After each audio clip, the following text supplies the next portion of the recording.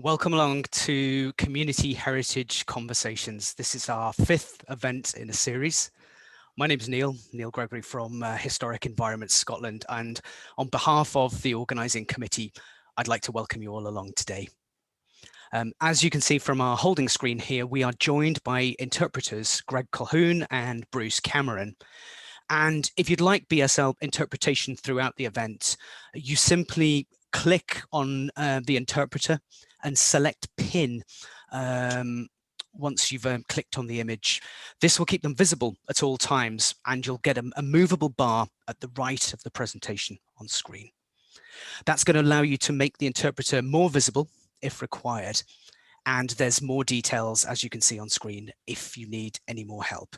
Do get in touch with us via the chat function if you have any problems with this. And for those of you who aren't quite so familiar with Zoom, you'll find the chat in the toolbar at the bottom of your screen. We've also got subtitles today as well. Again, on that lower toolbar, if you click on live transcript, once you've clicked on it, you'll see an option that's view full transcript. If you click on that, you'll get subtitles for the event today. So here we are, we're in spring. The weather might not be quite as agreeing with the calendar at the moment. It's pretty cold. I hope it's sunny where you are today. And we do have people from Lewis to Lewis in East Sussex here today, and indeed a much wider audience across the world. So you're all very welcome. The theme today is development, and as lockdown is easing and we're starting to get ready for a full year of action, now's the time to start thinking, how can we actually add new ideas to the work that we're doing, whether you're actually in a local history or archaeology group, whether you want to join a group, or whether you're actually working in heritage. I hope from our brilliant speakers today, you'll get some ideas. Today's event is brought to you by Archaeology Scotland, the Community Heritage Alliance, the Scottish Council on Archives, the Chartered Institute for Archaeologists, Northlight Heritage, and Historic Environment Scotland, who funded our interpreters today. But the main thing is that you're here, and it's this audience that makes this event particularly special. As I said, this is a series of events, and Community Heritage Conversation number 6 is happening on the 23rd of June. It's in Refugee Week, and we're going to be focusing on heritage, arts and culture in that event. It's on a Wednesday. If you've got any ideas at all, why not get in touch with us by email, which, as you can see here, is, I hope that's not in reverse, schcscot@gmail.com. Little bit of housekeeping just before we start. Please keep your microphones and cameras off unless you're speaking, but you can still participate. Zoom will allow you to do this. And what we ask you to do is, if you've got any comments that you want to share or any questions, pop them in the chat function. And one of my colleagues is keeping an eye on this. If you've got a question, why not add a capital Q in front of it? And that way we can separate the questions from the comments. At the end of each of the talks, I'll ask one of my colleagues to read some of the questions out. There'll also be a wider discussion at the end of the event, and we'll bring you onto the digital stage so you can be seen if you want to be seen. Alternatively, you don't have to do that. So the event is being recorded today as well, I should let you know. If you've got any questions about that, again, get in touch with us. Or if you're a contributor and you have a change of heart about it being recorded, because we do want to make this available to the public online eventually. If you do have a change of heart, get in touch with us. Now, I know I don't need to say this to you all, but please be kind and respectful when you ask questions or take part in the discussions, because what I find very special about this event is it's got a lovely, friendly feel to it. Normally, you don't see me at this event, and that's because I'm hiding in the background, frantically typing on my phone. That's not because I'm not paying attention, but it's because I'm actually running the Twitter conversation that is happening in parallel to this event. If you want to take part in that, it's #CelebrateCHC. and you'll find again one of my colleagues will be responding to the talks and letting everyone know about the work that's going on. So without any further ado, let's introduce our first speaker. And I've had a sneak preview of this presentation already, so I'm really excited for you to hear it. It's Donnie Morrison, and he's from the Park Historical Society in Lewis. I hope I pronounced that correctly. And he's going to tell you about the project that he's been working on. Take it away, Donnie. Right. Oh, you seeing my screen? Not quite yet. I think it's going to come up. Here we go. Good. Okay. Thank you for the introduction. My name is Donnie Morrison. I'm from Park Historical Society, or in Gaelic, Cumann Achtree na Park. I'm based in Lewis, and it's sunny and cold here today.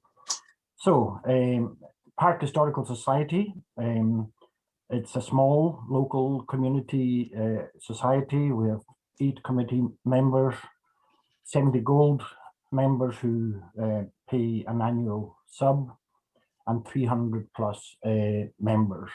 We offer membership to all school children as they leave the local school. We automatically give them membership. So that's a good way of keeping in touch with people from the local community as they move on in the world. We have an accredited museum based here in our area. We also manage and have put together the Angus MacLeod archive, and you'll see links to these things later in my presentation. We're a founding partner in the Hebridean Connections system, which I'll mention more about as well. And we're a member of the recently brought together a heritage forum, the Outer Hebrides Heritage Forum, which encompasses all of the historical societies and other heritage organizations in the Outer Hebrides. Locally, we also host an annual memorial lecture, which is usually well attended, and we've had some interesting speakers over the years in our 17th year of presenting these lectures.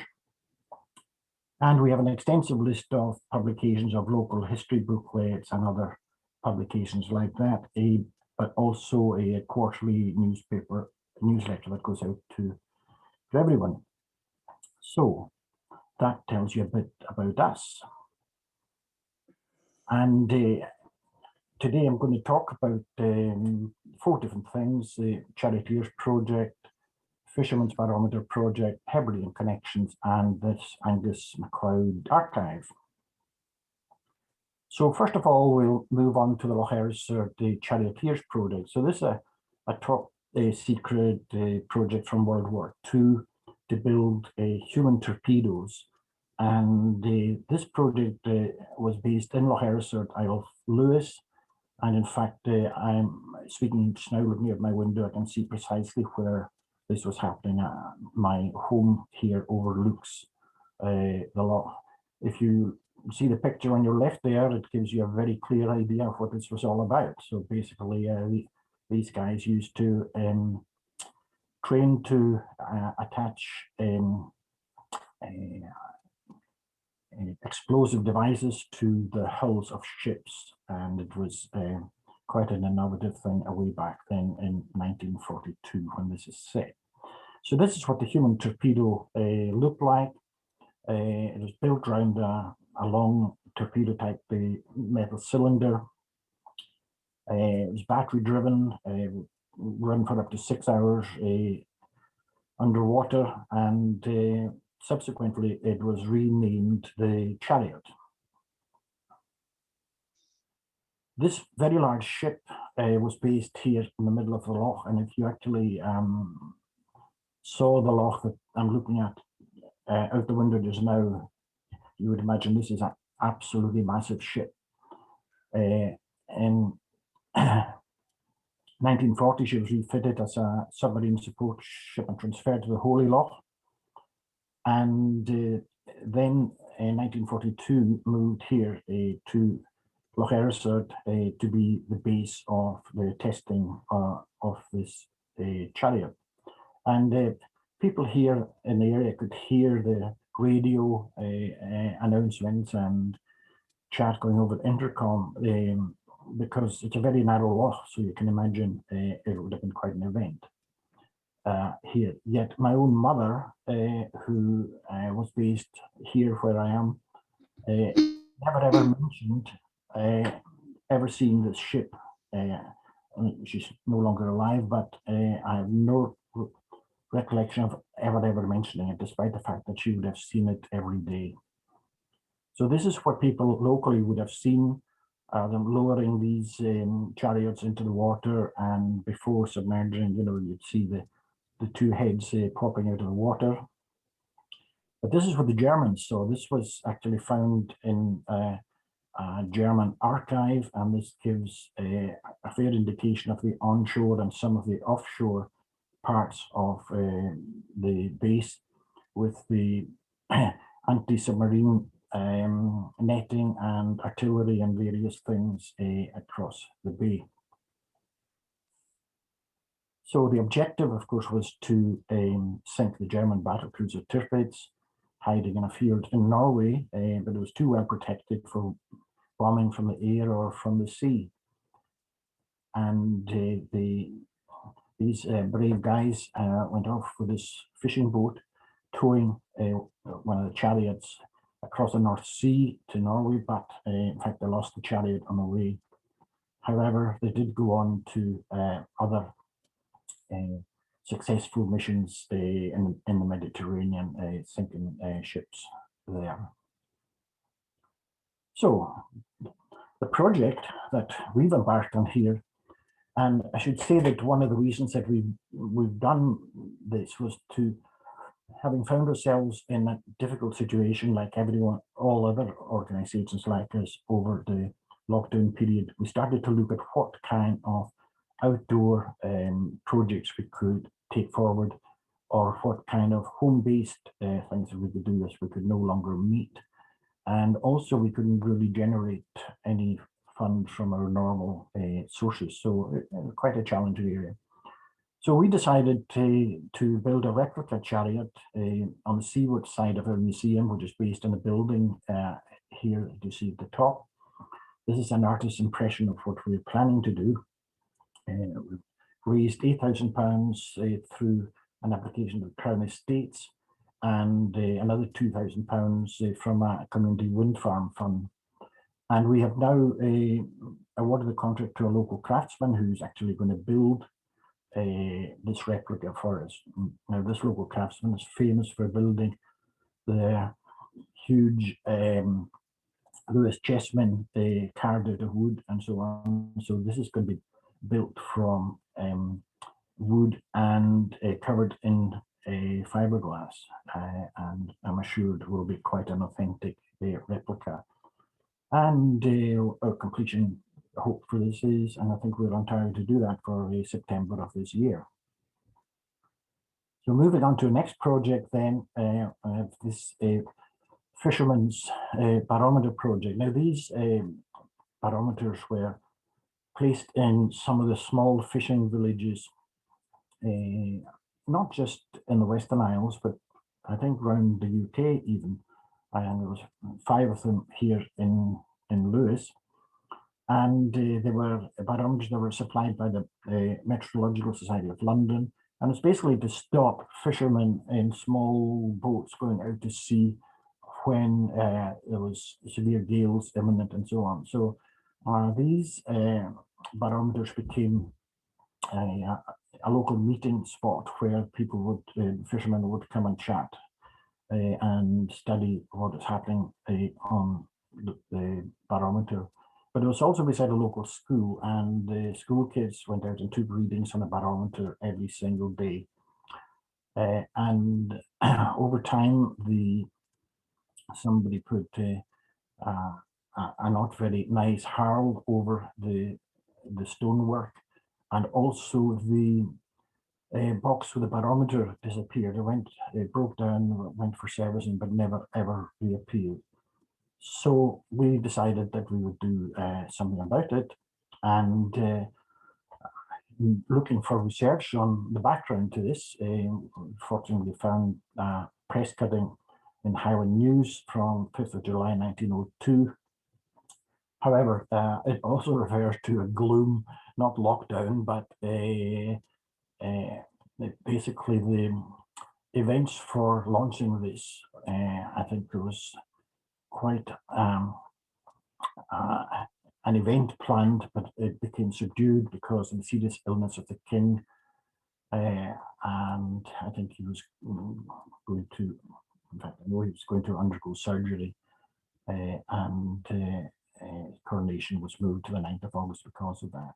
So this event was impacted by that. But these press releases or press cuttings give us quite a bit of background, and we found another one from October of the same year, which gave us quite a bit more information. So where are we now? Well, the harrow has been removed. We've had the stonework repointed with appropriate lime-based cement, I believe. We're fabricating a new galvanized weather vane to go on the top, and that is now complete. Building a new box to house the barometer in local boatyard,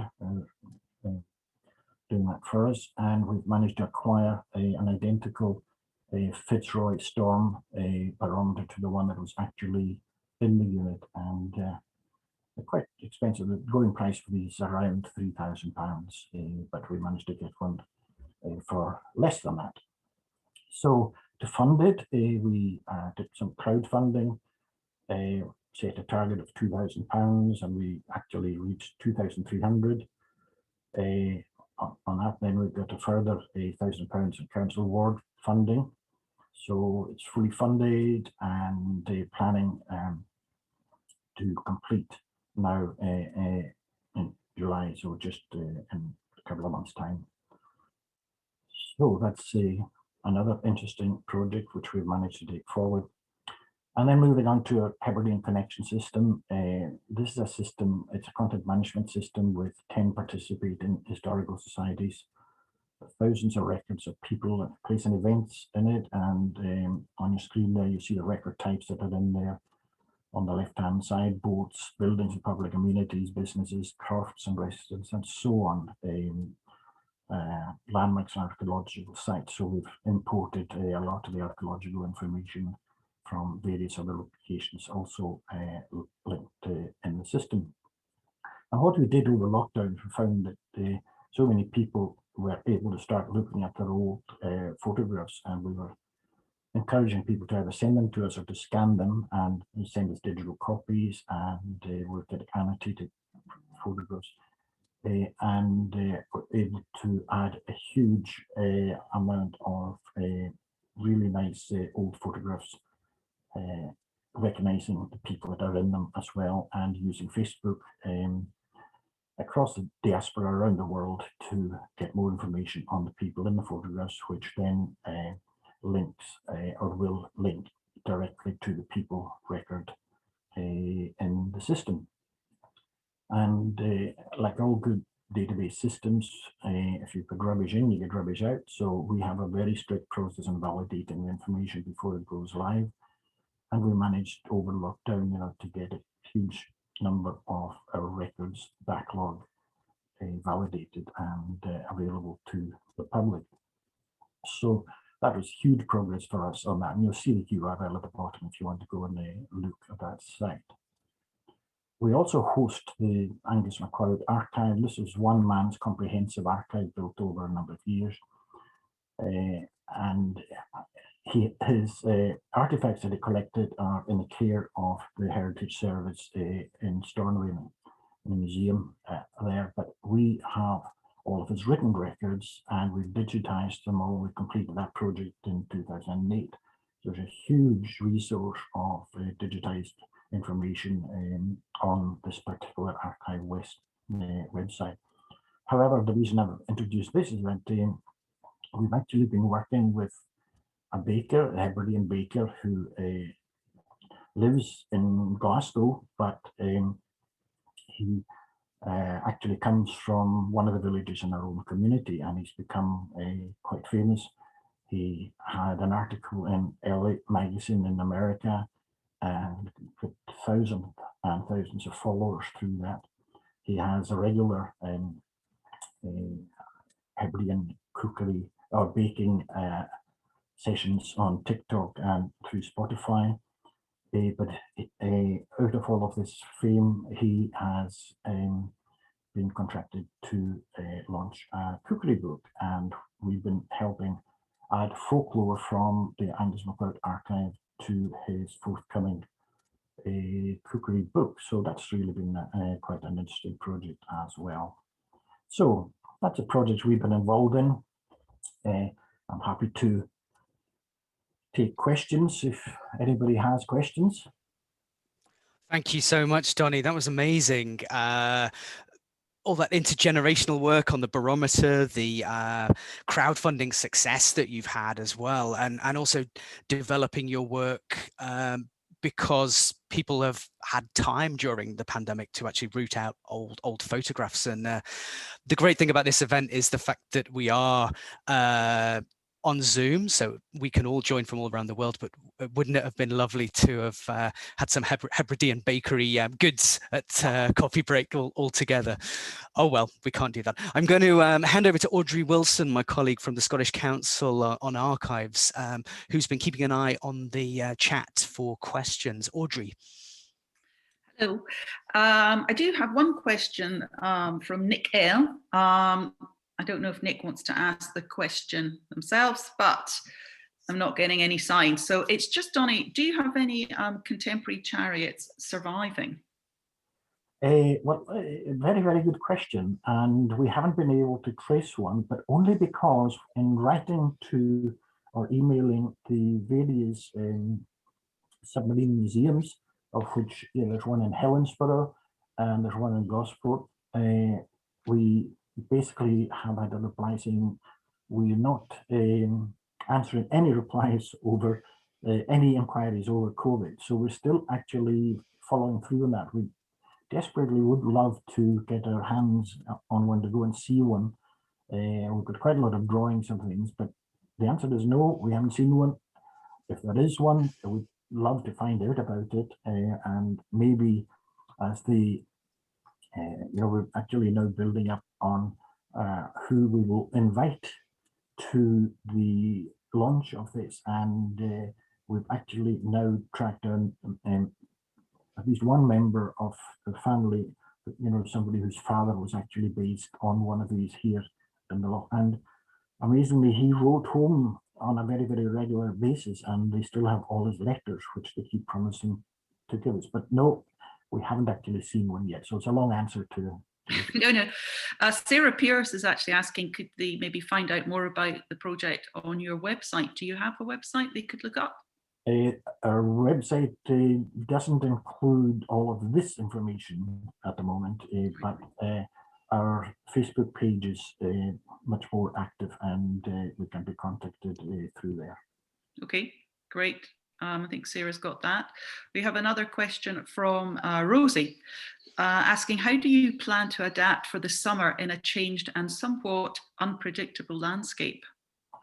Well, I think that's where we came from with this, in that we have a lot of interesting things in our community that people can actually visit without going inside buildings, so we can put it that way. And we're really looking at much more interpretation and signage, to help that process along. So it's work in progress, and we've already have the cruise liners, that now quite a lot of them coming to Stornoway, and the guides who take people around have asked me to do a presentation, which I've now done. And they tell me they're going to bring busloads of people eventually into their community. I hope people will welcome them with open arms. But I think cruises at the moment are going to be around the British Isles more so than going further afield. So, well, I know we may be inundated. Okay. I have another question here from Nick Lindsay. Do you convert many school leavers into long-term paying members of the society? No, is the answer to that. We keep in contact, but usually it is maybe 30 years later that they become much more engaged. So in teenage years, the answer is no. But in later life, they do, and we get support through our gold membership scheme. Yeah. Yes, I would say that as well from my own experience of running a Skills for the Future project, where there was a lot of interest from people who were coming back to the island, who'd been away maybe, as you say, for 20 years or something. So we give them a certificate. We give them a nicely printed certificate with their name on it and all the contact details, which hopefully they will file away. And one of these days, when they're going through all their materials, they will say, no, I'm a member here. That's if they haven't kept in touch by giving us their email address or whatever. So it does work. Facebook has been absolutely fantastic for us. There's a lot of downsides to Facebook, but honestly, the amount of interaction we've had, especially over this period, has been incredible. I had one school photograph from 1939, and we didn't know any of the names of the people in it. And within 48 hours, somebody in Australia had named every single person in it. So it's quite amazing what resources out there, if you can tap into it. And how great that you've made some links with TikTok as well through the baker. So maybe more young people will be interested in your work through that media. Yes, I mean the Hebridean Baker actually works for UEFA, and this is his it's lockdown project, I think, and it's really taken off. So he's been here with a film crew for the last 2 weeks. Seen them doing quite a lot of drone work and so on, and getting a lot of local recipes together. So it's been interesting. We ourselves have a 40-year-old cookery book that we've reprinted. So he's gone off with one of these as well. So I think our recipes will appear on TikTok at some point. Fabulous. That's great. Thank you so much, Donny. If you do have any other questions for Donny as the event goes on, we will have some time at the end where we can all come back together and ask some further questions. But right now, I'm going to bring my committee member and friend, Ela McQueen, on, and she's going to introduce the next presenters. Hi, Ela. Hi, Neil. Thanks very much. So hi, everybody. It's great to be here this morning. We're actually celebrating 30 years of our Adopt Monument scheme this year. Started back in 1991. Adopt a Monument is there to listen to the aspirations of local groups in relation to what they want to do with their sites and monuments in the landscape, and then to work with them to make these visions actually happen. With an injection of cash in the mid last decade from the lottery and the consistent grant support from Historic Environment Scotland, we've been able to broaden the audiences that we work with and also make more projects happen during this period. And then this year it is very exciting. We have a new project launching with European Regional Development funding through the Nature Scots Cultural Heritage Fund. And this project is going to be working with groups on the Ardnamurchan Peninsula. So we've called this project Real Wild West Project, and our project manager, Phil Richardson's going to tell us more about that and tell us more about Adopt Monument and developing community heritage. So I'll hand over to Phil.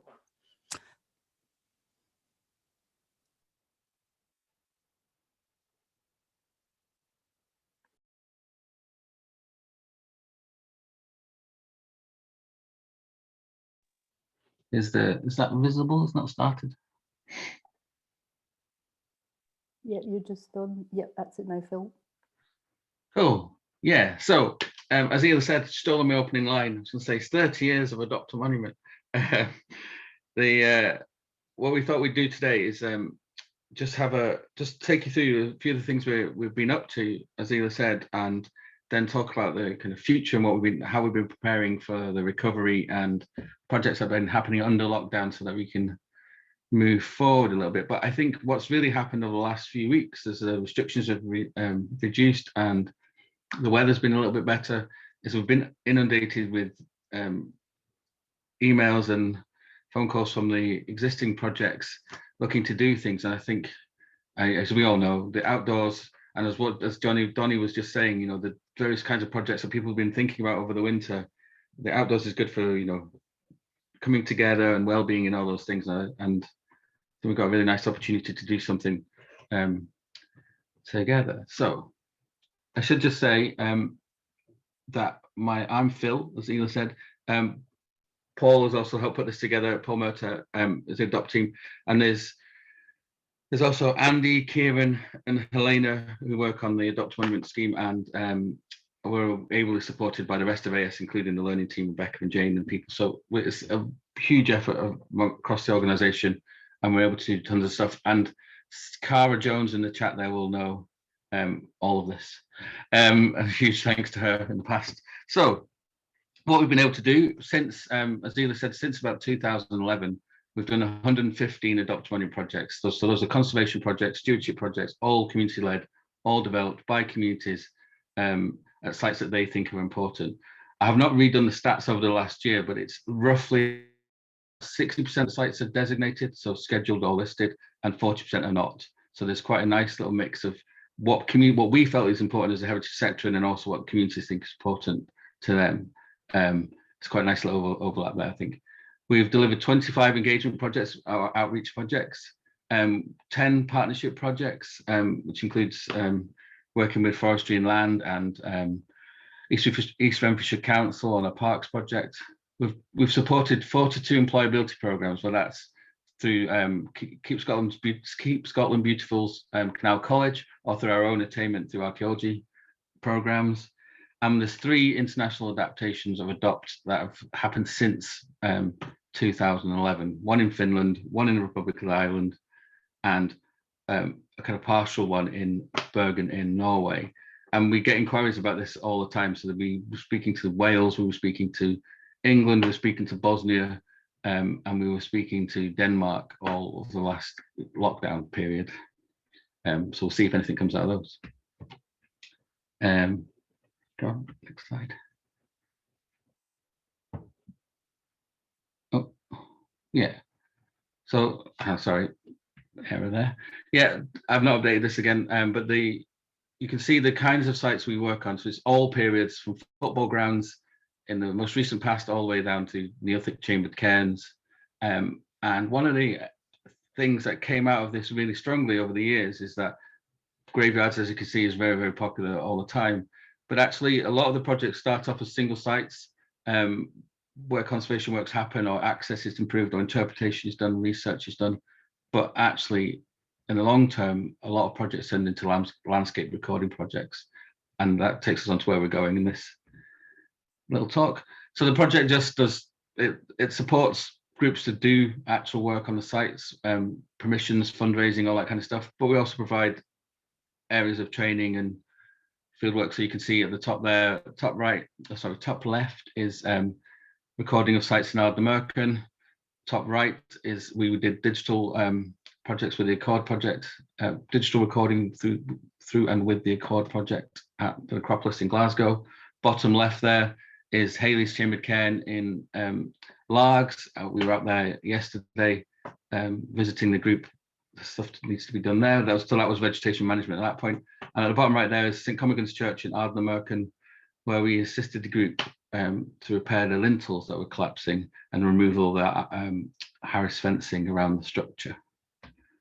I just thought what I'd do is I'd give you a really quick summary of one of each kind of flavour of what we've been calling over recently, the kind of adopt family. So the cairn glass is a chambered cairn on the Black Owl, and this is a really good archetypal project of adopt monument for the last 30 years. The cairn was suffering from decay and erosion, erosion from animal trampling on it, that kind of thing. Bracken is a huge problem. So the vegetation management was done, a fence was placed around it. One of the stones had been collapsed on the chamber. You can see in the bottom left, Richard's there recording it. That was stood up.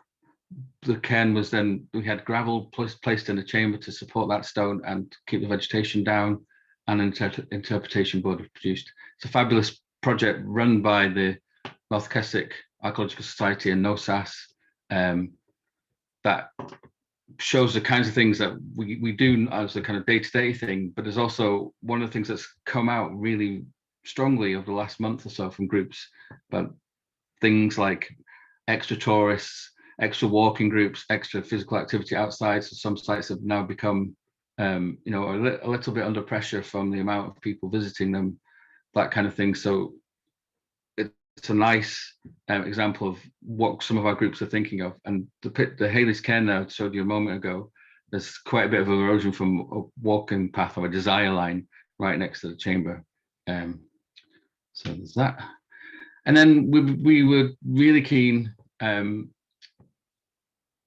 develop our programme of including everybody in Scotland's heritage. As I said, we delivered 25 outreach projects with all sorts of different groups and different audiences. And one of them that we delivered was a Playing the Past, which happened these pictures from Cathkin Park in Glasgow, the site of Scotland's National Stadium, the second version of Scotland's National Football Stadium. We did some excavations. We worked with a number of charities, refugee groups and vulnerable house groups to deliver that project. And one thing that's come from this in particular is now we're working with the Hampden Bowling Club and the Hampdeners to deliver a project for the very first Hampden football stadium, which is our world's very first football stadium in underneath Hampden Bowling Club. And that will be part of our new audience, our New Scots project, working with refugees, asylum seekers, and then a number of other health charities, which my colleague Kieran is leading on. So this is kind of, we know from lockdown and we know from the last year that people can come together in really positive, strong ways. And I think the project that Kieran's put together will show some of that. And also maybe even in its own little way, address some of the digital inequalities around access to events and so on. Employability and partnerships. Just really quickly, so the bottom left picture there was the Clapper Bridge in Argyll, done with Forestry and Land Scotland and a volunteer group to repair the unique bridge style there. It's a great project again. It was a volunteer-led conservation project, stone conservation project with traditional skills led by a stonemason. So there's just a kind of number of projects that are coming up in terms of, again, going back to the kind of extra exercise, extra footfall around sites. Some groups may think about repair and consolidation of stuff like that. And then the employability, sort of the other picture is a picture of Canal College, the very first Canal College, which we helped put together and deliver on behalf, well, this was Scottish Waterways Trust at the time, now KSB.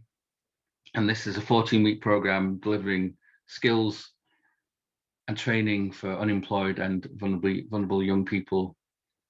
I think the very first version of Canal College had a 70% employment or training rate for graduates. We deliver 3 weeks of archaeology during the 14-week period.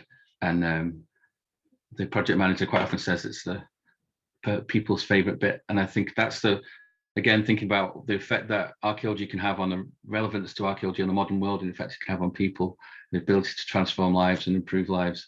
It was just a very simple program of clearing and recording this lock flight in Falkirk, which shows how impressive these programs can be. And then now turn to what I'm going to talk about, which is the Real Wild West project.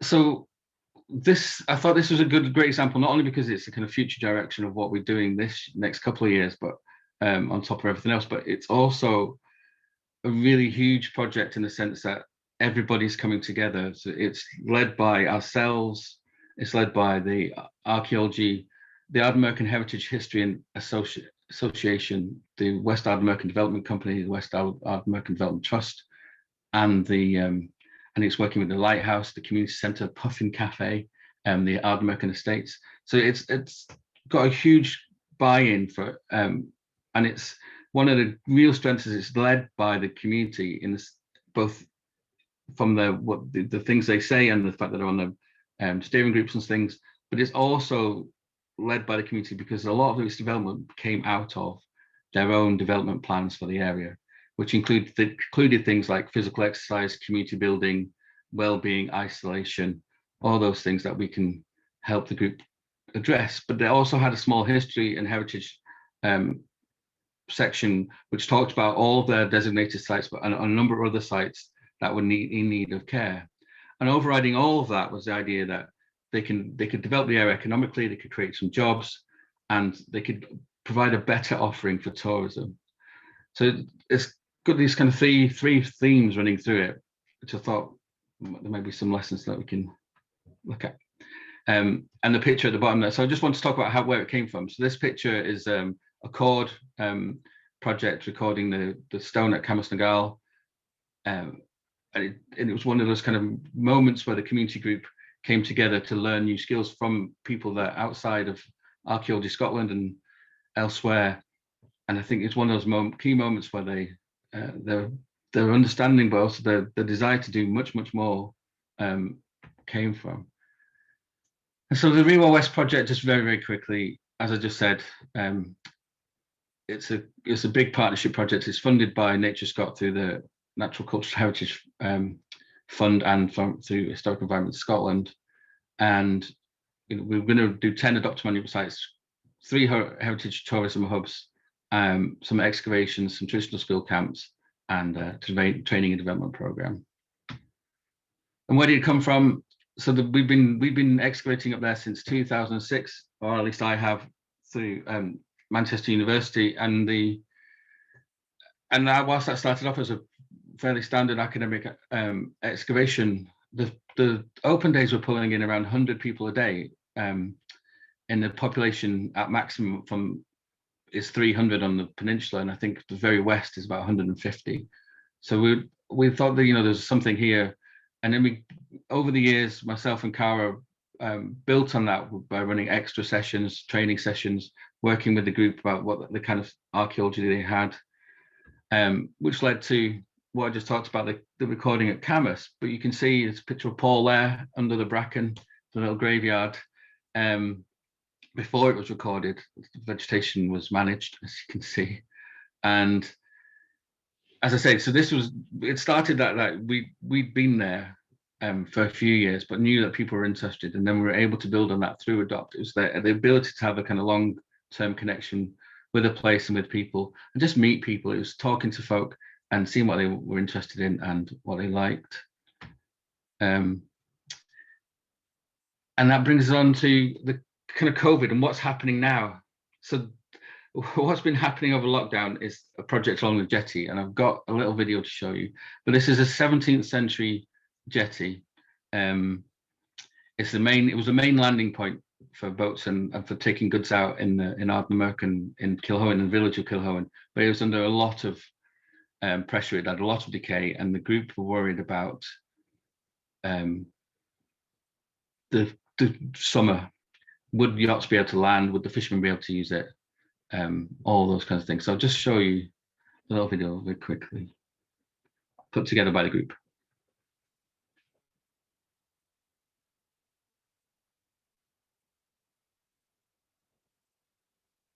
Oh, sorry, you can't hear that, can you?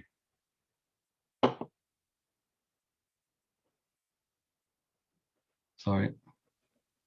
No, we can't hear, I'm afraid, but maybe you could give a wee running commentary just to keep us going. Fair enough, good point. Yeah, so effectively they put it's a nice little crowdfunding. It's a GoFundMe video. It showed the history of the jetty, its uses, and what they were trying to do with the project. And so they started in January. They put a brief out for repairs to 10 contractors, all of whom turned it down. But as you can see, it's a beautiful place. And the Jetty Association, Ardmurchan Jetty Association, and the History Society, the History Association, were very concerned about its upkeep, but also its use. And what they're showing here is how important it is both to the yachts and the sails. So they take £13 an evening for moorings, but this is the regatta, kind of the biggest day of the summer in Kilhowen, brilliant day. And so I was to say, they had lots of erosion on the site, and it was just a nice little project to work on together over the winter. And as I say, they put the tender out to 10 contractors, none of whom came forward. So I'll just stop it there because it just shows. Sorry, I couldn't work out the sound. Anyway, so what happened then? They call themselves as Boys of the Jetty. The average age is 66.5. They use local skills. They came together to do the repairs themselves. So they basically talked to each other across the west of Ardmurchan about who could do what. So they found an engineer, they found an architect, they found several builders, there were lots of state workers. And because they couldn't do, they were locked down, and because they couldn't travel anywhere, and some of the work they were doing otherwise had dried up, they thought they'd take this project on themselves. And what you can see here is them doing the repairs together. And I should thank Chris Gaines for giving me these pictures, and they're taken by Hamza Yassin, who's a ranger you might have seen on TV, who took these. And it's just a great, nice project. And a lot of what they talked about with the project was how, yes, they repaired the jetty. As you can see, they put a nice little fence up. They've developed, they put a time capsule in the school. The fishermen are now using it again. All those nice things. The top picture there with the kayak club now store their kayaks there, and they charge a certain amount per foot for boat storage, which has increased their income threefold. The little building, the little white building you see in the bottom picture there is their next plan for development as part of the kayaking club and the Jetty Association for providing better facilities for people landing and visiting. But what they actually were talking about was how it brought the community together, that they were able to do a kind of skills audit within the community and find out what they could and couldn't do. They were able to improve their well-being. They'll talk a lot about how they just felt much better being outside and being stuff and being able to do things together, seeing other people. Lots of the community came together to provide food, the soup deliveries, the gazebos going up, the bakery provided food, the cafe brought coffee over. So it's just a really nice little project that happened. They've just finished. So it happened throughout that lockdown period. And I think it gives us a nice indication of the kinds of things we might be able to do, even under kind of severe restrictions. Yeah, and that's me. Thank you.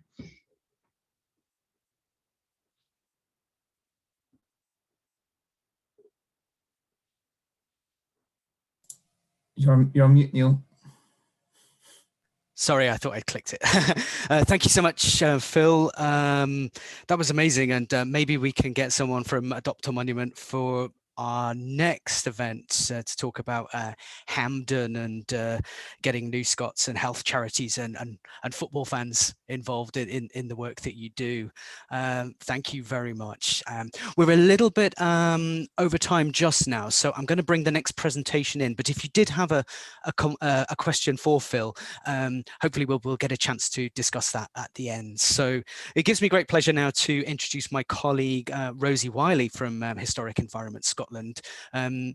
She's worked for many years with our volunteers at Historic Scotland, now HES, and she's currently putting together a really great program, which we hope is going to really help you in your work. It's called the Communities Connections Program. And take it away, Rosie. Lovely. Thank you, Neil. Can everyone see that fine? Yep. Can everyone see that okay? All good, Rosie. Yeah. Lovely. Thank you. So thanks for the introduction, Neil. My name is Rosie Wiley, and I'm the Communities Engagement Manager with Historic Environment Scotland. I'm also a director with Volunteer Scotland and an independent assessor with Volunteer Scotland for the Investing in Volunteers Award. Today, I'm going to be talking about developing community engagement from the current perspective of a national organisation as we head towards recovery and renewal. So in 2020, a cross-directorate community support working group was formed to develop and initiate a community support action plan to prepare for the recovery and renewal landscape. Now, as you can see here, there's 4 priorities. So the action plan has 4 priorities. And although they are designed to focus on recovery and renewal, the priorities lay a foundation for a unified community engagement approach across Historic Environment Scotland. And they underpin the Community Connections programme that I'm going to be talking about. Now, worth noting that we won't actually be launching the programme externally until July. So this is really an early look for this audience and an opportunity to get in touch with ideas and have a chat with us really ahead of the launch. So to agree these 4 priorities, we identified common themes across the organisation relating to internal development needs, themes of external asks and opportunities from and with external audiences, and balance this against insights relating to COVID impact, such as the information gathered through our COVID-19 impact sector survey. Now, they're designed to involve and speak with communities, staff and partners so that people can understand our focus areas, helps with expectation management and provide a platform for a call to action. And they can really provide a framework for cohesion, share tools and improve systems and for existing and new projects. And also worth noting that these priorities, they aren't about replacing our business as usual activity, if you like. So what I'll be talking about, these project examples I'll be giving, it really is about focusing on the recovery and renewal landscape.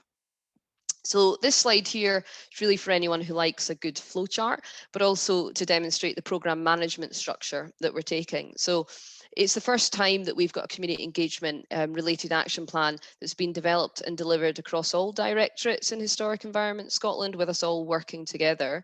So you can see there, the action plan has 4 work streams, and each of those work streams are linked to each priority that I've just talked about.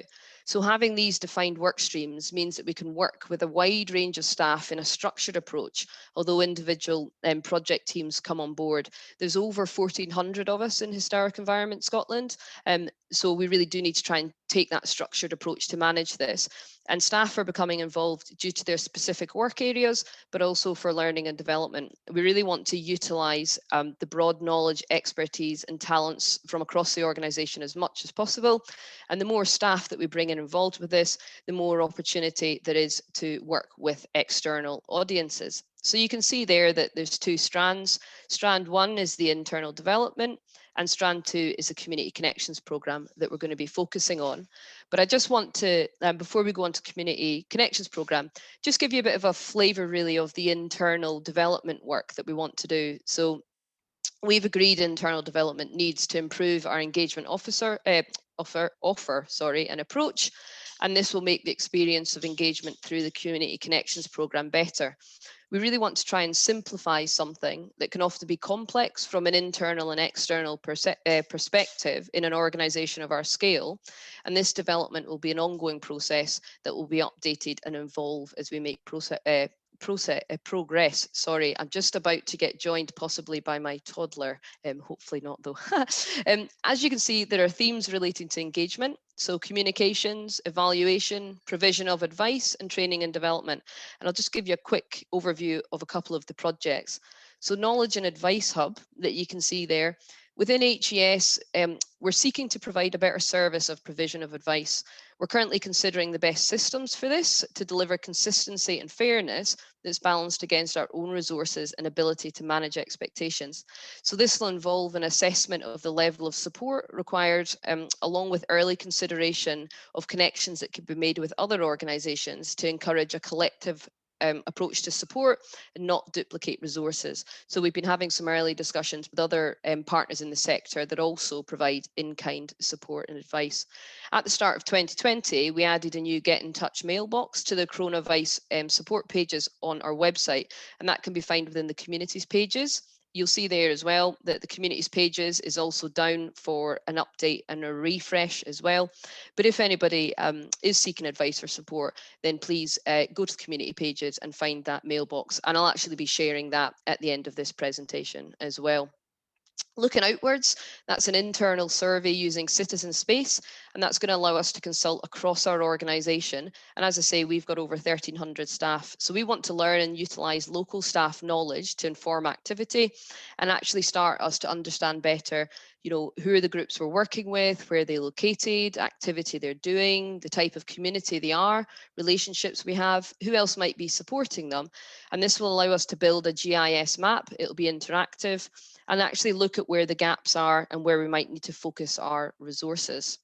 So in terms of the actual Community Connections programme, it's the external engagement strand of the action plan. Now, we have been developing and delivering activity already, but as I've already said, we'll be launching activity as an open programme on the 1st of July. So at the moment, you won't be able to find this on the website yet. As I say, this is an early look at things and a talk about the current development we're doing. So by taking an open programme approach, it'll be a call for action for further collaborations to grow the programme. It'll demonstrate where and how we're focusing our engagement approach, and also hopefully inspire networking and partnership opportunities within and between sectors. So this isn't just looking within the heritage sector. We want to build connections across sectors where heritage, where the historic environment can bring a contribution to other recovery and renewal projects. Now, you can see this slide here. There's a lot of projects here. Don't worry about trying to read all these project titles. This donut, as we've fondly come to name it, is a continually growing diagram. I just wanted to give you an overview of the projects that we've identified and started to deliver. And I'm going to just give a couple of specific examples. Before I do move on to that, I just want to give you again a flavour of the connections that we're making so far through this programme. So Community Heritage Conversations, you can see that there, we're all here today. And that's a partnership that we're involved in, Archaeology Scotland, the Chartered Institute of Archaeologists, the Community Heritage Alliance, Scottish Council on Archives, Northlight Heritage. Make Your Mark, the volunteer participation campaign. Hopefully some organisations here are signed up for that, but that's got a range of organisations, Volunteer Scotland, Archaeology, Heritage Trust Network, Scottish Civic Trust. There's a lot involved. And you can see a range of logos there. And as I've said, that's not all related to heritage because we're trying to, as I say, build connections across sectors. So in terms of a couple of examples from our first work stream, Ideas, Insights and Intelligence, and Neil Gregory, who's your chair today, is actually the work stream lead for this one. Our Community Connections Forum. So this is a new activity, as I say, that we'll be launching in July. But the idea behind that is effectively a digital meeting space, conference space, event space, and it's an internal and external tool for our colleagues in the organisation. So we might have set topics with specific invitees. We can will help us consult with communities and actually listen, seek feedback, etc. And we can actually host wider events, and we're hosting some later this month. But also we'll be able to say within the sector, if there is groups at a local level who maybe don't have the resources, the experience, maybe don't have the Zoom tools, etc., to be able to host their own digital events, can have a chat with us, and it might be that we can use our Community Connections Forum ourselves to help host that activity. Knowledge and expertise, Andrew James, who is one of our learning managers with SCHC, he's the new workstream lead for that. And a couple of examples of activity that's already been delivered there. The Make Your Mark Knowledge Share event for anybody who doesn't know about Make Your Mark, that's a volunteer participation campaign that's one of the Our Place and Time work streams. And the core of Make Your Mark is about increasing volunteering in heritage through improving and uplifting inclusion and diversity within volunteers, and also supporting volunteer managers. So we're hosting a range of knowledge share events. The next one is on the 19th of May, and it's about safely returning volunteers. You can see there the website, so please do go on and book onto that event if that's of interest. And the Community Heritage Conversations, again, we're all part of those events today. So you're seeing one of the examples live, so to speak. Engagement development, I'm the workstream lead for that. So at the moment, we're scoping an employee supported volunteer programme within Historic Environment Scotland. The idea behind that is our staff, when we can come back together to physical activity, thinking about providing opportunities for staff to really come back together and start exploring that physical space again, because it's been a long time since any of us have actually seen each other. But of course, the idea behind employee supported volunteering is to support our staff to go out into communities and support a range of different projects at the local level. We're going to be supporting a sector-wide volunteer recruitment campaign by the sector on behalf of the sector. And again, there's a range of partners involved in that. And we hope to launch that hopefully in July, but we're just keeping an eye on the current recovery landscape and the reopening for other people with projects for the right timing. Barchester Care Homes, we've been delivering interactive talks that have been streamed live into care homes, and that has been a really nice way of supporting and sharing the historic environment where people can't, of course, actually leave the environment that they're in themselves. And the Make Your Mark Big Volunteers Week quiz. We've never tried that. Again, partnered with a range of organisations, the Eden Project Communities, Volunteer Scotland, the Make Your Mark partners. And so that's a big pub quiz. So if you are a volunteer involving organisation and you would like an event to share with your volunteers, you maybe don't have the capacity or the digital space to put on an event, a social event yourself, please go on and invite them to be part of this big pub quiz. We would love to have as many of you there as possible. You can see the sign up. And then the last work stream here, just to finish off, local collaboration. So at the moment, our current focus is on supporting local initiatives. We're in discussions with Paths for All about our properties and care. We have over 330 of them, how they could be utilised better for health walks. Scotland Loves Local, Scotland's Towns Partnership. So we've been talking to them about how we could become a partner in that. The Mark Scott Leadership for Life, that's a young person's award in the west of Scotland, again, working with them about how we can support the young people through information related to our sites or the wider environment. Now, this is just a flavour of a couple of examples, because as I say, this isn't actually launching formally as a call to action until July, but if you feel that you've been inspired, you know, you have an idea, you might want to work with us, or maybe some of the partners we're already working with, you might want to join up with them, then please get in touch with us. You can see the email address there, developmentandcommunity@hes.scot.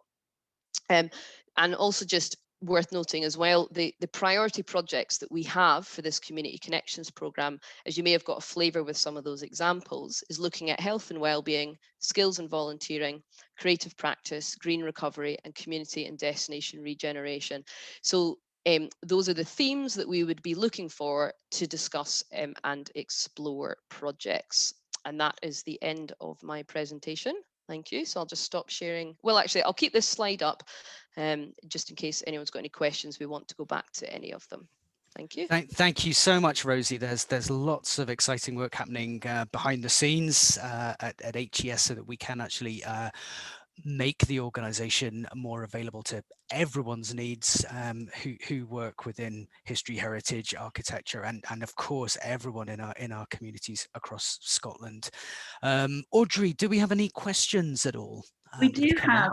We have a question from. Let's have a couple before we move to coffee. Okay, so just Fernanda would like to ask this question. If you would unmute Fernanda and ask your question for Rosie. Yeah, hi Rosie. I was just wondering how the Community Connections program came up. Sorry, I missed we the lost end you of that there. question. How did the Community Connections program come about, Rosie? Yeah. Okay, yep. So At the start, well, last year, we developed the Community Support Action Plan, as I had talked about in the presentation. And the Community Support Action Plan, as I say, was focusing specifically on recovery and renewal. And part of that was generating the 4 priorities that we talked about. We decided to look at a small number of priorities that we knew we could improve ourselves with, and that we knew that partners could feed into.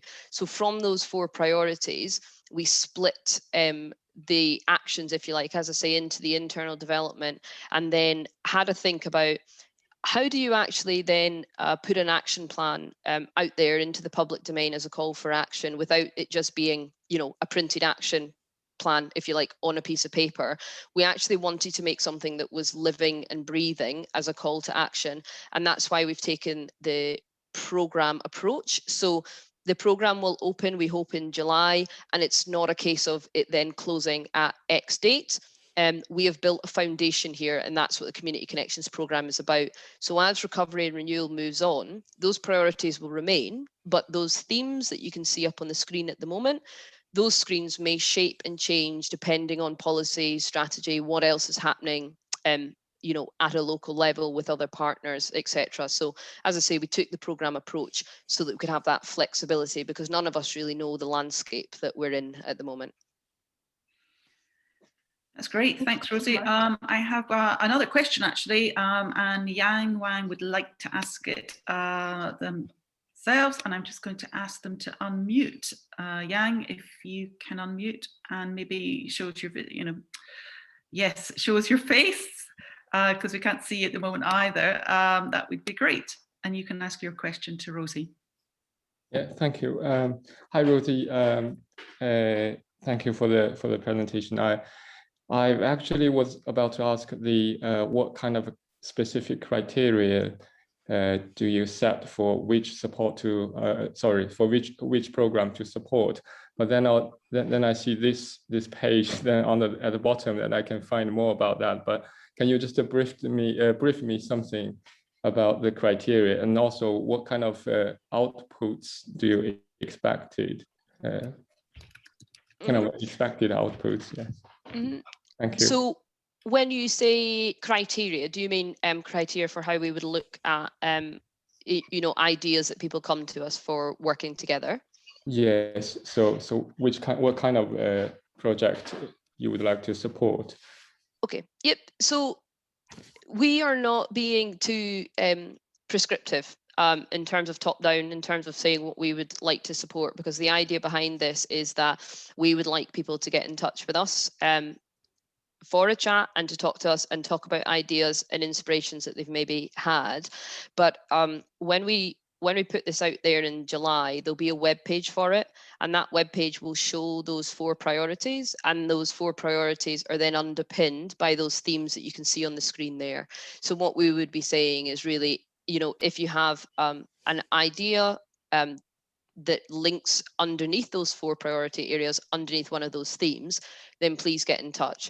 But as I say, that's kind of about as prescriptive as we're being at the moment, because this is a cross-organizational effort for us, where we're bringing in as many staff as we can. So until we have those ideas, have those discussions, as long as they sort of follow under those themes, we can then, we have a project management approach in place where we form project teams within them, and we have a good amount of resource across the organization.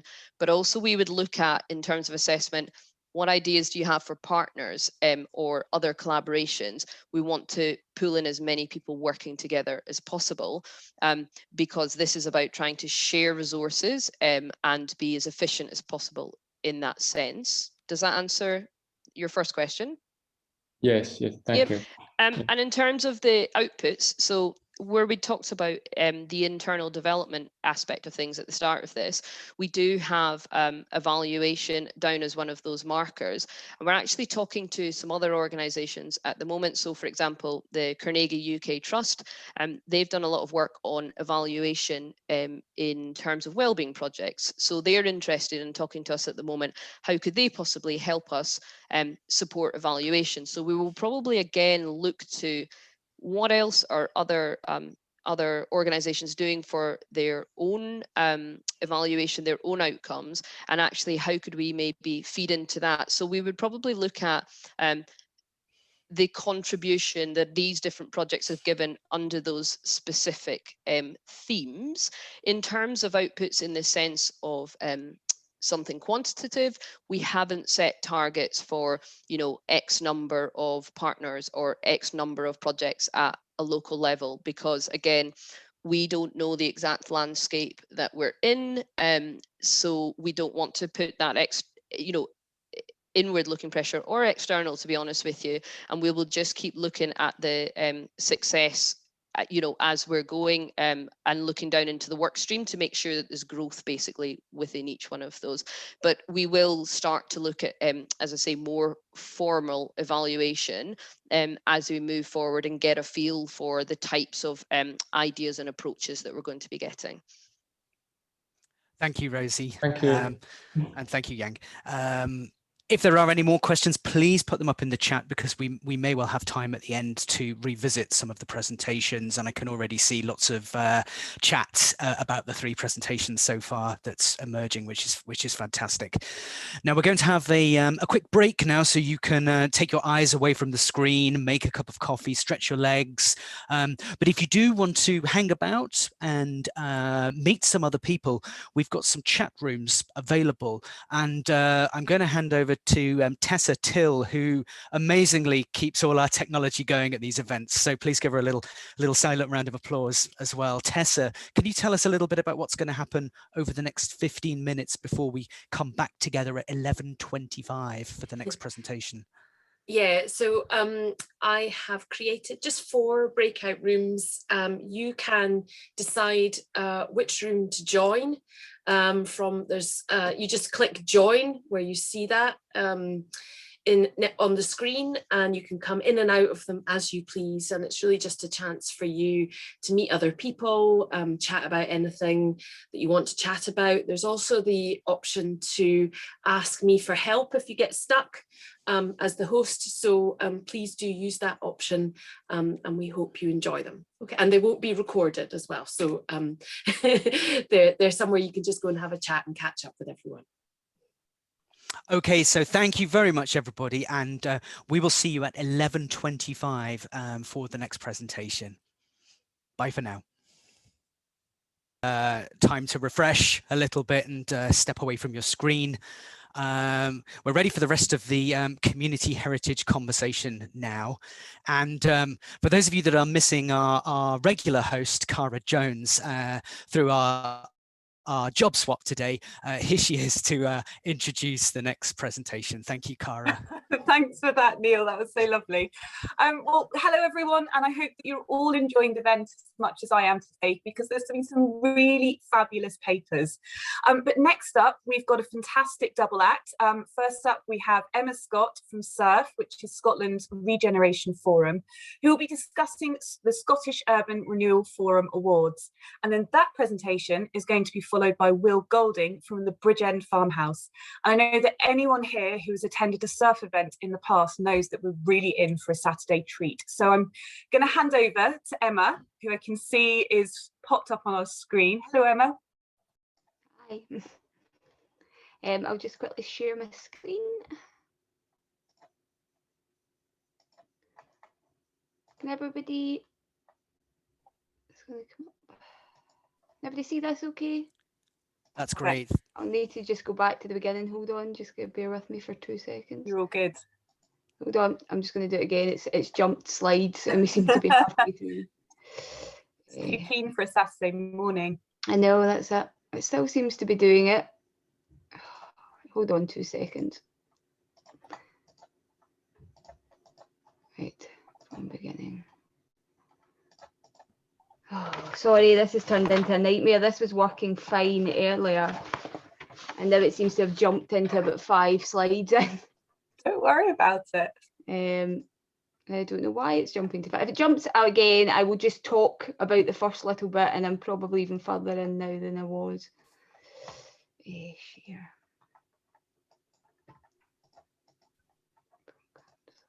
Yes, that's us now. Okay, so hi, I am Emma Scott and I'm the Events, Information and Communications Manager at SCHC, who are, as Cara said, Scotland's Regeneration Forum. We used to be, I think there's a bit of confusion in our name sometimes, we used to be Scotland's Urban Regeneration Forum, which is what the U stood for, but we moved away from the urban stuff about 10 years ago to kind of doing stuff in the Highlands and Islands, so we are just now Scotland's Regeneration Forum. So we've never found another use for the U. So for people that aren't familiar with SURF, we are an umbrella forum for all types of regeneration, but we have a particular focus in tackling poverty and inequality. We're a membership organisation and we have over 300 members and 10 key delivery partners, one of which is Historic Environment Scotland. We've got a wide membership from arts organisations and community groups to housing associations and local authorities. We represent a wide range of views and are not just interested in the hard physical infrastructure regeneration, but also how that affects people and the people living in places particularly, and also the softer outcomes that comes from that, like heritage and culture. We provide a safe space for people to talk and share their views via consultations and events, and we give people a voice that sometimes often aren't heard. We act as a link between the grassroots communities initiatives and the larger national agencies, feeding back to influence policy on a national level. So I was asked to speak a bit about the SURF Awards, which are for best practice in community regeneration, which I manage as part of my wider role. So 2021 marks the 23rd year of the SURF Awards, and that's 18 years in partnership with the Scottish Government.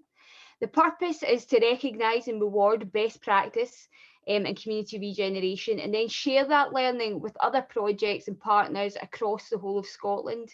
We give the projects a national platform to showcase and tell their story, and hopefully they are able to build on that success and grow and thrive.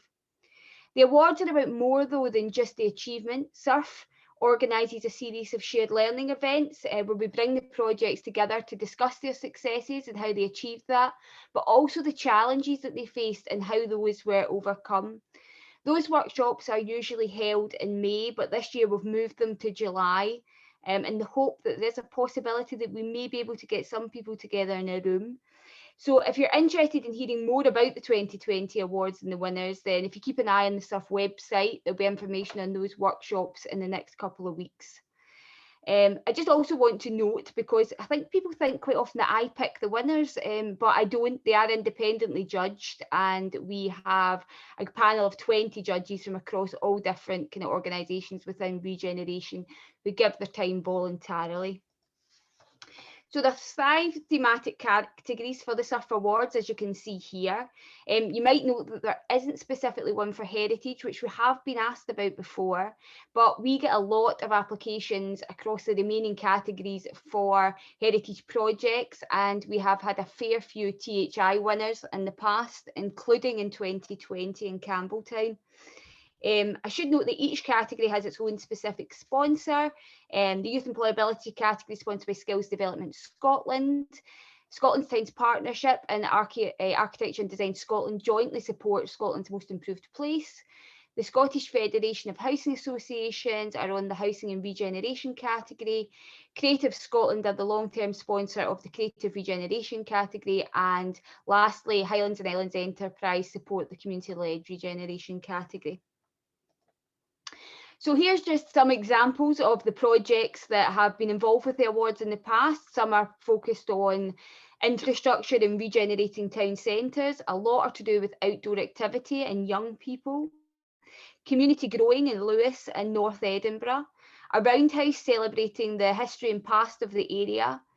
And we've had the use of heritage and buildings and creativity in Shawlands and Greenock, with some of the kind of projections and window displays. The 2020 SURF Awards, this is our actual image from the awards last year. It was a little chameleon which represented change and adapting. We have a different kind of image every year, quite often an animal. But like everything else, the 2020 awards had to adapt and change as it all moved online. There were no physical site visits and projects hosted the judges virtually. Our awards dinner, even after the delay to February, became an online celebration. Even though there was a different feel to the awards this year and the way it was presented, the passion and commitment from each and every project that was involved or applied remained and was stronger than ever. The 2020 awards criteria took more of a focus on the impacts of COVID, as we recognised projects had had to adapt and change. Some creative projects had had to leave drama workshops behind and were delivering food or finding ways to get creative online. And although some community hubs had had to close their doors, they still had a large presence felt in the community as they shared information, delivered food parcels, or collected prescriptions. So here are our 5 winners from last year. There's also a 6th project on there, as we recognised and rewarded a special project who had gone above and beyond to support their community during the lockdown. So the first project here is a Tannehill Centre in Fergusley Park, a very deprived area of Paisley, who had a community centre which had just been seen as a shortcut, but now it's very well used by the community and has completely changed its outlook, and it does a lot of participatory budgeting and has helped the community actually establish a presence and kind of change its fortunes a bit. The second project is the Glasgow Barons, which is a community orchestra project, particularly from people from migrant backgrounds. As you can see, the images of a very lonely player, which sat beside another community project who were giving out food parcels in the community and played music just to help with well-being and lift spirits. The third was our housing winner, which was the first ever developed community passive house project for energy efficiency. And that was in Dumfries and Galloway. The beautiful white building that's been restored here was Campbelltown, and they won Scotland's Most Improved Place, which was very much a THI and CARS project, but also they had done a lot to do with COVID and supporting their community. It was very much a local project, although led by the local authority. There was a lot of influence from local people and the community council. An employability project was won by Street League, who are, if anybody knows them, they use football to get young people involved with employability initiatives. But obviously that they weren't able to do that during periods of the lockdown, so they had to transform and do everything online, and they still managed to get young people into volunteering and jobs. And the last project is our Special Recognition Awards, which was a partnership project in Lark Hall in South Lanarkshire, which I'll speak a wee bit about later. I should also note here that the 2021 Surf Awards are due to launch soon. They launch on the 3rd of June. We are actually hosting an online event, and I'll post some details about that in the chat bar. It's in partnership with Glasgow Canal Cooperative, who are helping regenerate part of the Glasgow Canal using the heritage and culture of the area, and they've recently just reopened the clay pit site as well. So they'll be our partner, and it's also to help mark the continued year of Coast and Waters. So moving on from the Surf Awards, I said that I would touch on briefly some of the work that we done with communities during the COVID period, particularly the first lockdown period and after, and what we learned from that. So the work started with an idea that I took to my then chief executive, where I wanted to do one news e-bulletin to showcase some of the positive stories coming from communities, as I, like many, was sick and tired of the doom and gloom on social media and the mainstream news outlets, as I knew there was positive activity happening that needed to be shared. That idea resulted in 15 weekly bulletins showcasing 152 initiatives in all 32 local authority areas. And it probably could have ran for longer, but we had to cut it at some point. From that, we pulled out 10 key learning points, and we produced 2 shared learning reports, one of which was mentioned at the Scottish Government Social Renewal Advisory Board. After that, we held 5 regional online shared learning events, focusing on 3 of the key learning points, with case study examples in each of the regions. This resulted in a further shared learning report, all of which can be found along with the bulletins and an interactive map on the SUF website, and I'll post a link to that in the comments.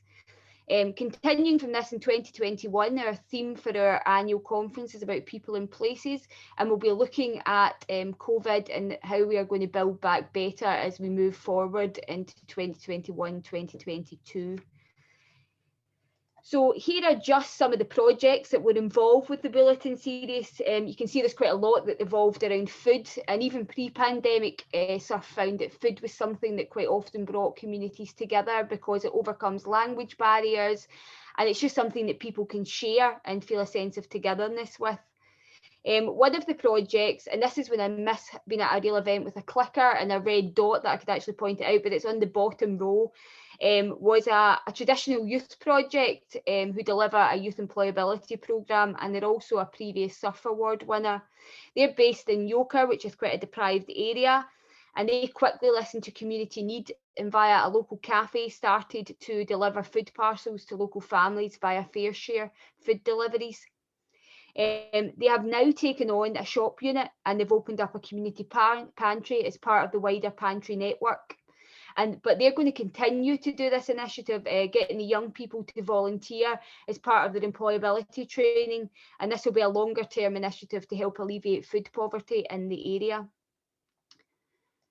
So listed here are the 10 key learning points that we pulled together. The 3 marked in red are the ones that we used for the shared learning events. You can see that this included the importance of volunteering, collaborative working, flexibility and funding, pre-existing assets and networks playing a crucial role in food delivery and people getting together and networking.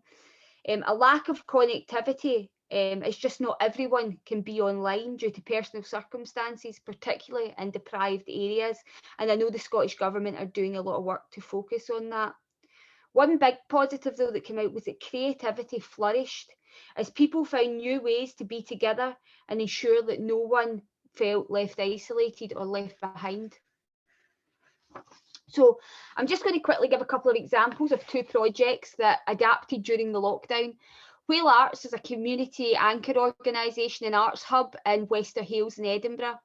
And they were in the midst of celebrating 50 years of Wester Hailes when the pandemic happened. They had to adapt quickly and be responsive to their community needs, doing things that they'd never done before.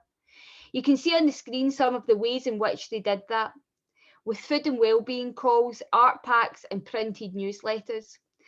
Whale were one of our case study examples, and they noted that interestingly, they had had an uptake in people attending local meetings when they moved online, as people didn't have to physically attend and could join from home. This is something that they're going to be considering moving forward to increase levels of inclusion. The second project is a lark called COVID Rainbows, who were our Special Recognition Award winner. They were a group of individual community groups and organisations who came together to respond to community need. Like Whale, an important factor was listening and responding to what the community needed, rather than imposing what they thought they needed. You can see from the slide the services were very similar to Whale, with wellbeing and food being a key focus. The outcome has been though that the formation of Lark Hall Community Partnership, as the groups are now going to work together in the long term as a collective to improve the lives of residents of Lark Hall, which is something they'd never thought about prior to the pandemic. So here are just some links, which I'll also post in the chat bar with some further information on our COVID work and also our SURF Awards. And as I say, I'll also post a link to the upcoming SURF Awards launch event. So I'll now pass over to Will to tell you more about the SURF highly commended Bridgend Farmhouse. Thank you.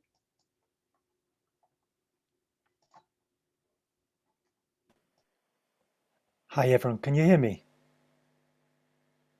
Someone, yeah. Emma, yes, thank you very much. We can hear you. Wicked. Well, thank you for really honoured to be invited. Thank you, Audrey and Emma and everyone here. I'll just try and share my screen and then can get going with that. So can everyone see that? Or someone? Yep. Perfect. Ready to go. Okay. So yeah, my name is Will. I'm one of the trustees at Bridgend Farmhouse. It's a community-owned hub in southeast Edinburgh, and I'm just going to talk about how heritage and community engagement has been fundamental to the transformation and development of our community hub, and continues to be a key driver in everything we do, including during the pandemic. This is how Bridgend Farmhouse looked just 6 years ago. So a historic farmhouse from the mid 18th century, and after the council took ownership, it began to sort of degrade. And so a campaign to take ownership of it from the community started, and to convert it into a community hub in 2010. So in 2018, this was the community hub opening, and that was after a lot of years of community engagement and development work to get to that stage.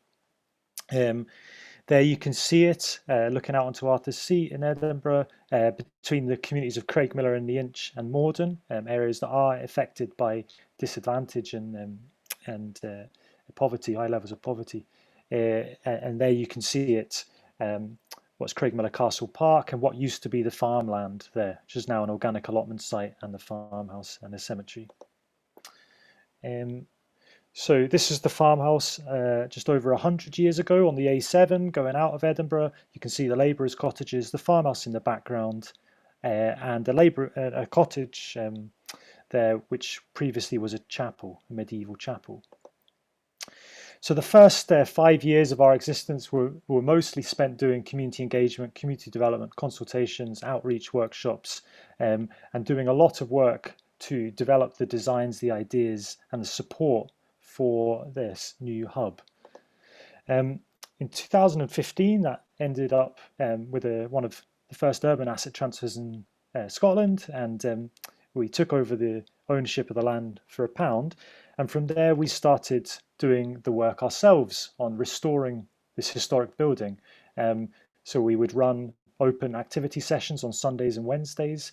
And together, our team of volunteers, ever-changing, ever-growing, would come and to do that work themselves.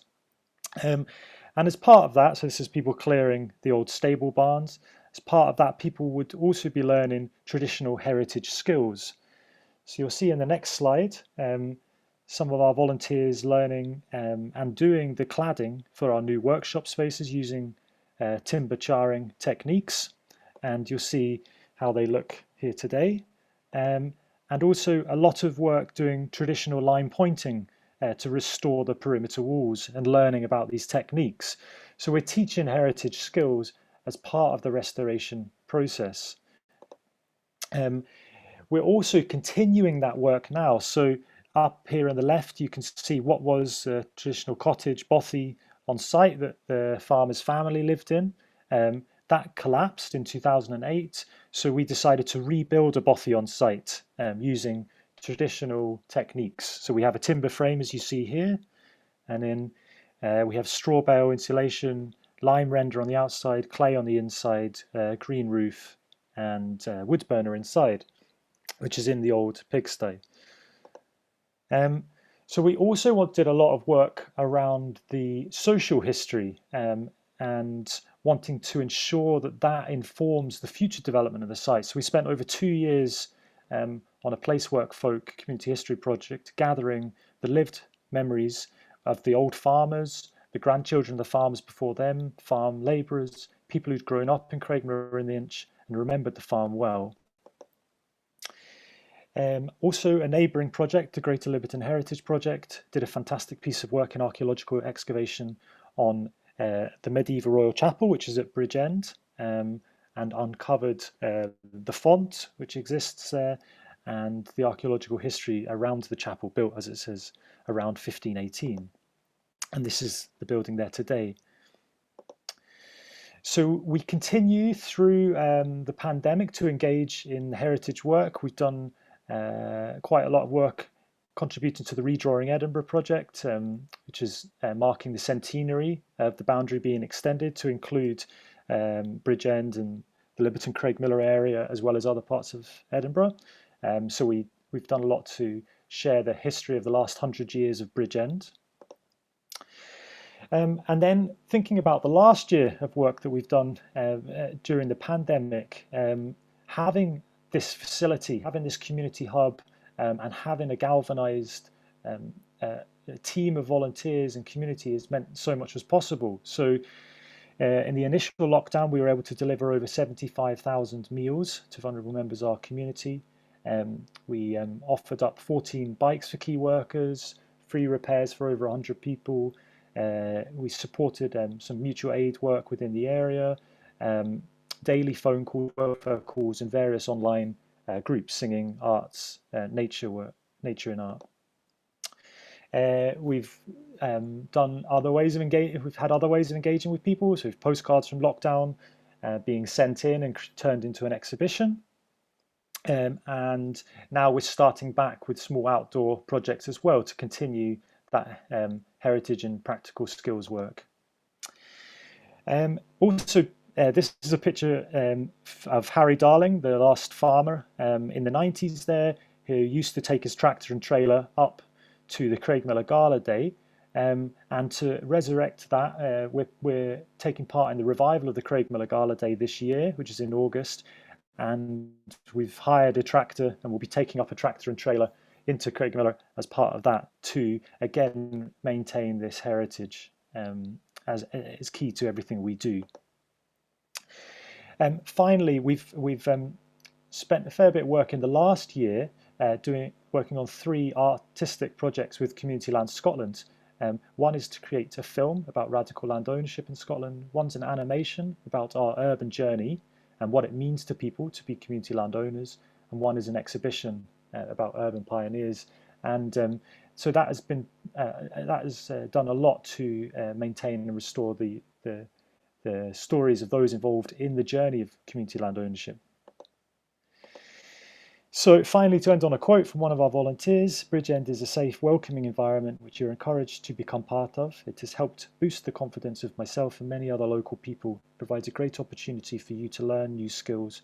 Most importantly, it helps you to make new friends and helps to put an end to social isolation. So that's the end of this presentation. Thank you again, and I'm happy to take questions with Emma if I can work out how to stop sharing. Thank you so much, Will, and thank you, Emma, as well. 2 amazing presentations. What a lot of work going on in terms of regeneration and really kickstarting our communities. And yeah, I'm definitely going to come to the Gala Day, as I know another project, Craig Miller now, are going to be there as well. It looks like being a really, really interesting day. Yes, so Emma and Will are both available now, and I believe there's a question from the floor, Audrey. Yes, there is. There's one from Jill. I'm just asking her to unmute. And hi Jill. Hi.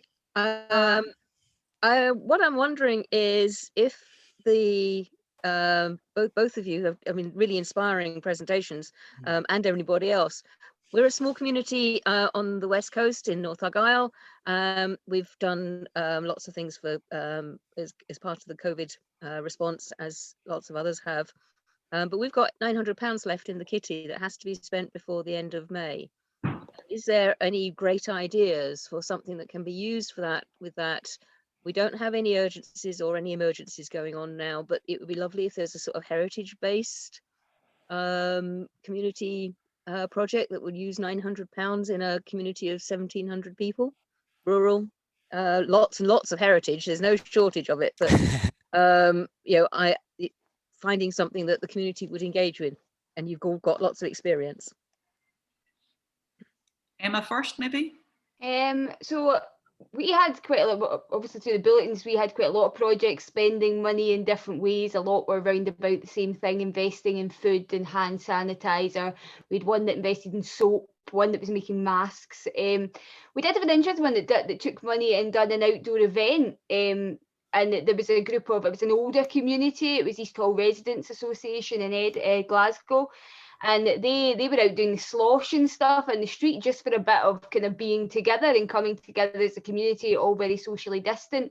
But it kind of brought a wee bit of kind of well-being relief to people, just to actually feel that they were with their neighbours and present. So I don't know if there's something you could do around a heritage walk or something outdoors to get together if the weather actually gets itself together in May before the end of the year, or even if you start investing in the things in May, I don't know if you can deliver it in June, but spend the money in May when the weather's maybe a wee bit better. But I don't know if there's something that you could bring people outdoors to celebrate the heritage of the area by doing a kind of community walk or a community get together, just so that people can actually be together outdoors, because that's allowed. Yeah.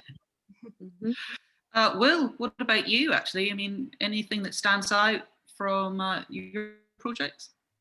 Well, first I'd agree with Emma. I think there's we've done a Bridge End tour recently in Craigmillar Park, and I know there's a Helen Crummy art trail in Craigmillar as well. And I think they're very popular resources that keep getting reused. So I could see the development of a trail and a booklet to go with that could be really useful. I'd also think I also found doing the oral history work for us. So having a training, having a good training in oral history and buying, some recorders, some dictaphones, and because then it can last much longer with this, and ours led to a kind of booklet and SoundCloud and all these things. So something that might kick off something bigger.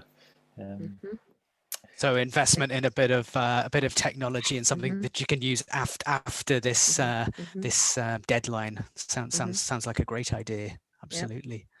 That is great. Is there anything else you want to say? Because we've been having a little private conversation, Jill and I, and there was something I think you were going to ask Will about something too. Your Place and Folk project, have you registered that with the One Place Studies Project Society? Yeah, I just saw that in the chat, and no, no, we haven't. Well, I'm not aware that we have. I know that it's been it's gone up to the library in Edinburgh, but not. So that's yeah. They're great people. We meet every month and share projects about One Places, and it's global, so it'd be a wonderful way of what you've done. Looks fantastic. It would be well received. Fab, thanks. If you could drop me your email, I'll get back to you about that. Thanks. Great. I think that's all the questions, Neil, if you want to carry on. Okay, thank you very much. Yes, now at Community Heritage Conversations, we're always looking at how we can improve the event, how we can make the most of our virtual environment. It's fantastic that we can get people from all across Scotland, all across the UK, and indeed beyond. And of course, today as well, we've also been able to hopefully make the event more inclusive for everybody with our subtitles and our British Sign Language interpretation. What we're wanting to try now, and we're not sure how this is going to work, is to actually create a map so that we can actually see where you all are, because at the moment I can just see names in rectangles. And so Tessa, can I hand back to you, and you can take it from here as to how we do this? Yeah, absolutely. So I'm just going to share my screen. You should hopefully all see a map of the British Isles on your screen. So there is a function in Zoom where you can annotate. So on your Zoom taskbar, there should be a little button that says annotate.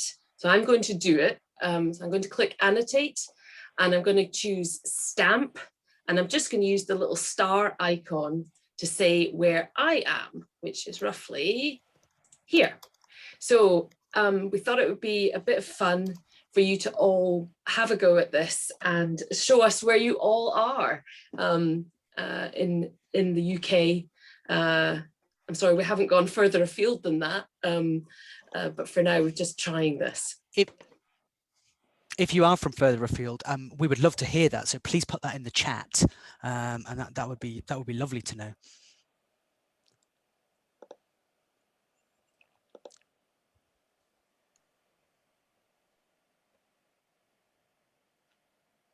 Just in case anyone's struggling, Tess, just remind us again as to where the annotate feature is found on the screen. Yeah, so it's the main taskbar for Zoom, which says mute, start video. At the bottom, sure. Yeah. Oh, yeah. There's a button that says annotate. And then if you click that and choose stamp, you can use any of the icons, either the heart or the star or the tick or whatever you want to do, just to show us where you are. We thought it might be a fun way of doing it. than a star. It's a nice thing.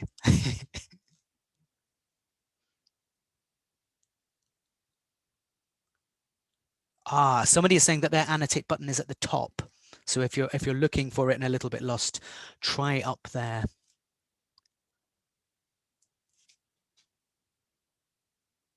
Canterbury, we'll add you later. But welcome along. Welcome along.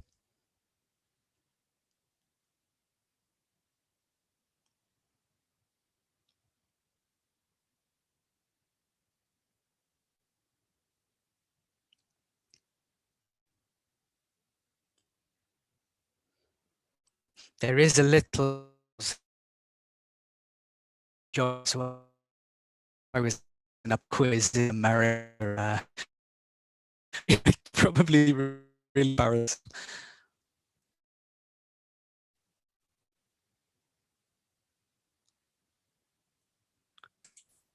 Okay, Tessa, are we almost out of time? Yeah, that's fine. So I'll close this now, but thank you everyone for having a go at that. It was just a bit of fun. And we'll see if we can have another go at the next meeting, perhaps, in this series. Somebody seems to be in a boat off the coast of Galloway. That's quite exciting. I hope the sea's not too choppy. Let's just ask a couple of questions before we move on to the 1 minute mayhem. We've again, Tessa, you're going to put some questions up now that we just want you to answer. There's some tick boxes, I think, that are going to come up. Yeah, so I'm just going to launch 2 polls, and they'll just be open for 30 seconds each. So today we want to ask you, have you made use of the BSL support during this event, or indeed a previous community heritage say?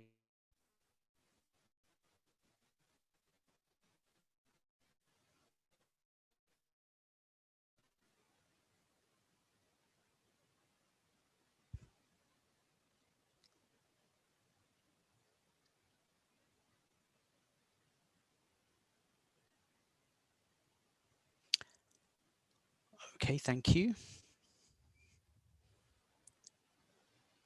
And one more question. We've also, as you can see, we've trialed using a live transcription today, as well as having our BSL interpreters, Greg and Bruce, with us. And yep, some feedback is coming in. Thank you.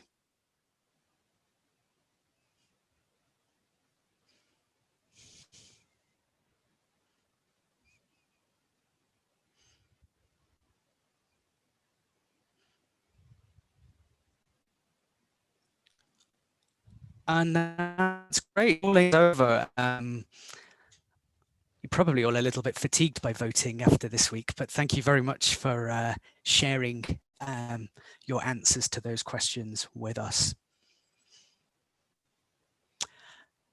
Now, without any further ado, I'm going to hand over to my colleague, Eve Boyle, for the 1 minute mayhem. Now, if you haven't been to one of these events before, fasten your seatbelts because this is fast. We are going to have a series of presenters who all have the challenge of delivering their point in a very short amount of time. Eve, over to you. Hello, everybody. Can you hear me? Can Neil hear me? Yes? I can hear you. Good. Right, welcome to 1 minute mayhem. This, for those of you who are new to this is our regular 60-second soapbox slot. The rules are that anybody can come forward and speak for up to 60 seconds on anything heritage related that is in their heads at the moment. We have got 5 speakers this morning, just this morning. But if anybody, there may be some time, if anybody would like to come from the floor and raise their hand and offer, you don't need to speak for the whole minute, but if there's anything that you do want to say briefly, otherwise you might want to just wait for the discussion. I'm just going to move straight on really to the first, well, I should say actually that I will time the people's 1 minute on my phone.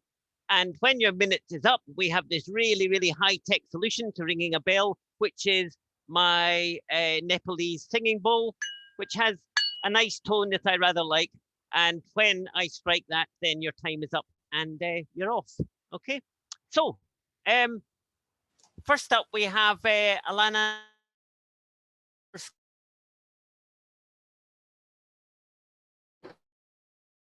Her image is going to talk about their new volunteer-friendly initiative. Are you ready to go, Alana? Yes, I am. Thank you. Right. Okay. Then your time starts now. Volunteer Friendly is a Scotland quality standard. It's a user-friendly quality standard, and it's about how we support, develop, recognise and reward volunteer programmes. We believe, regardless the size of your setup of your programme, that you should have the opportunity to develop, be rewarded and be recognised for the difference you do with your volunteer programme. We've just gone through a development and we've made dramatic changes where we have now lowered it to meet community groups and mutual aid. Is achievable for all volunteer programmes, is accessible for all volunteer programmes, and is relevant for your volunteer programmes. Key thing, starting price is free. It's free for small groups, and the large cost is £100. So please visit our website, have a look at it, recognise your volunteer programmes and celebrate the work that you do and see that your volunteers have a good experience. Also hear your volunteer's voice, another change with it. Hear your volunteer's voice. Thank you. Brilliant, brilliant. Well done, well done. Thank you, Alana. I just have to reset that. And next, we have Sophie Bridger from the Eden Project. Now, Sophie can't be with us today. She's found something even more exciting to do. It's hard to believe, I know, but still. Well, she has sent in a film, a video of herself talking for a minute. So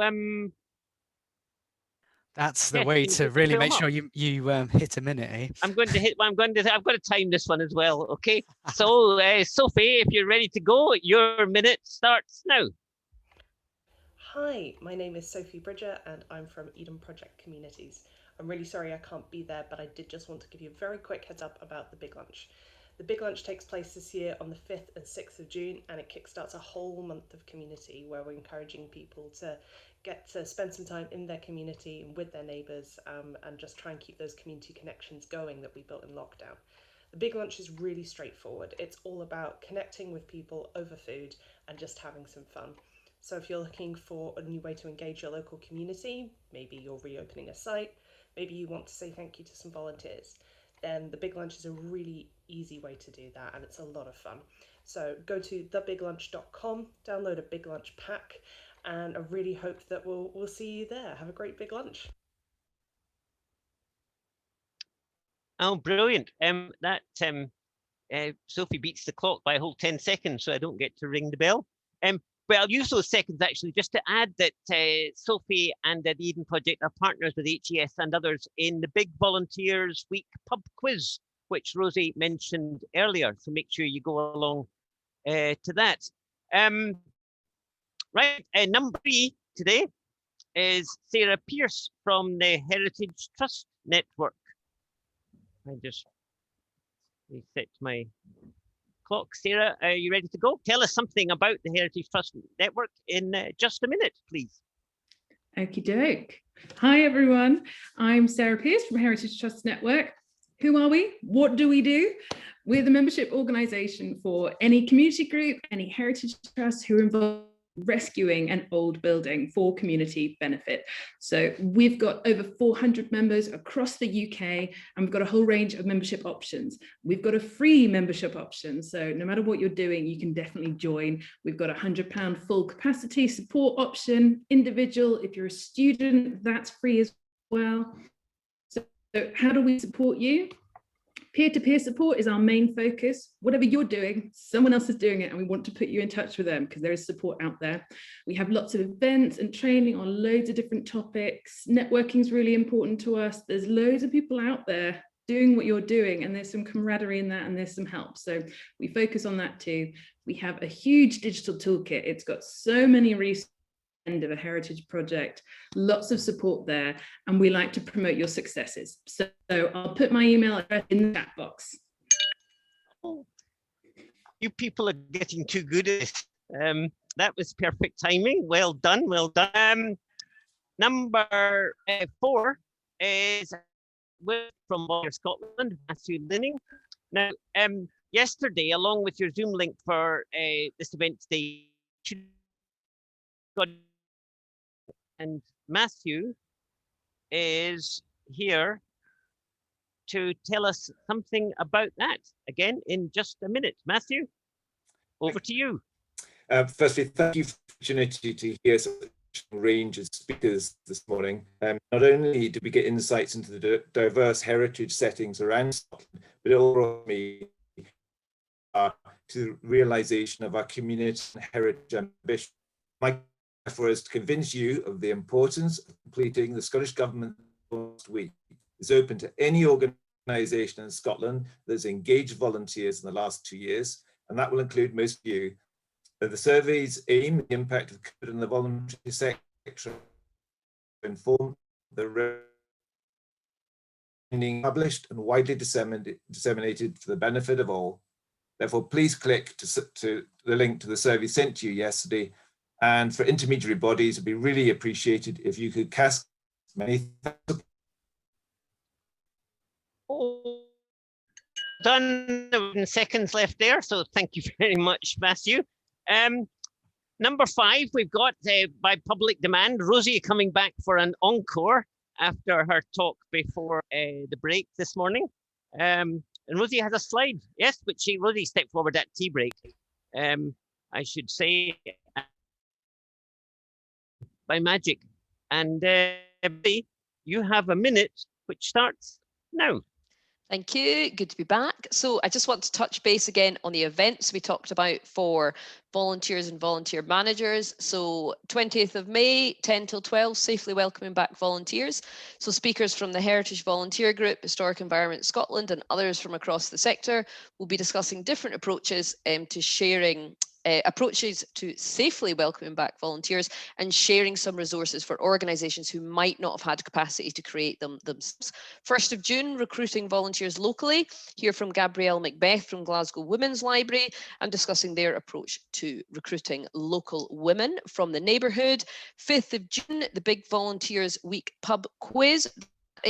Mainly at your volunteers, but anyone that supports volunteers. So come along. And we're all going to have some fun over lunch and be part of the biggest pub quiz we're trying to do ever in our sector. So please share the invitation with your volunteers. Last, I got somebody while they were still speaking. Thank you, Rosie. Right, I don't know if anybody else wants to step forward. I can't see anybody putting their hands up. But if anybody does.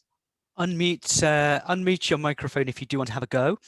Hopefully it's perhaps giving you some inspiration for this event. We're always a regular at Community Heritage Conversations.